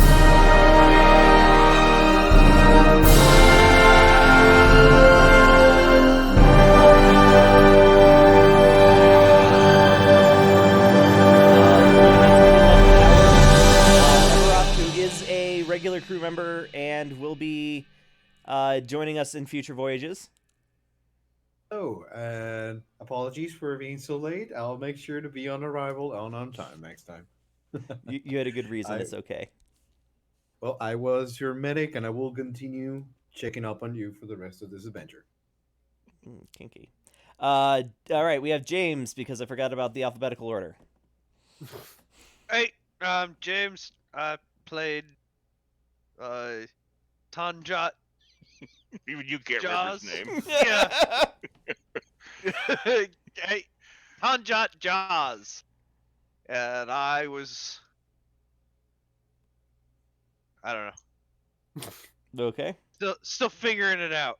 Like, haven't quite got the feel yet. But I did not want to like start the first session with just like party conflict. I want that to boil to a head. Oh, well, one of our dinners we're gonna have is gonna probably end up in a yelling match. It'll be fine. I look forward to that personally. And then last but certainly not least, we had Daniel. Tesora, signing off. Live long and prosper. Beautiful. All right, this has been Star Trek Pathfinder for the Cobalt Cafe, and we'll be back next Thursday. Is that right? Are we doing that every Thursday? Yeah, I think so. Catch us on Twitter at Cobalt Cafe, and the website we never update, but we should, at thecobaltcafe.com. And then we throw all this up on YouTube, but we don't have a vanity URL for YouTube. I don't think. Not yet. Yeah, okay. We're not big enough for the vanity URL for YouTube. That's fair. Yeah. And also don't forget to watch our other Oh yeah. How many games there that are we there? play. Like 3? Tomorrow's Fathom, right? Tomorrow is indeed Fathom, and we're getting near the end of that season for Fathom, so look forward to some exciting adventures that are going to go down in that. They're going to be Nazis. I kind of want there to be Nazis. They're not Nazis yet. Damn you, space Nazis! No, because we're in Liechtenstein in the late 30s. Okay, it doesn't matter. Nazis aren't there yet. And then Endless Space is the opposite Fridays from Fathom. Endless Right? Space is the opposite Fridays of Fathom, and then we occasionally do a zombie game that I think is happening on Sundays. Yeah, that's happening on Sundays, and I'm pretty sure that's going to be a regular thing. We should As start. So well. yeah, we are all full of the role playing now. So just tune in. We'll try to tweet. Best way to keep up with what we're doing is on Twitter, and we'll start updating our website. I swear. Yeah, whatever. I feel like if I challenge you, then it's more likely it'll actually get done, right? I'll give you a login too. I know how much you like to do things. But Don't yeah. challenge me. It's a good time. Okay. Yeah. So thanks again, and we'll see you.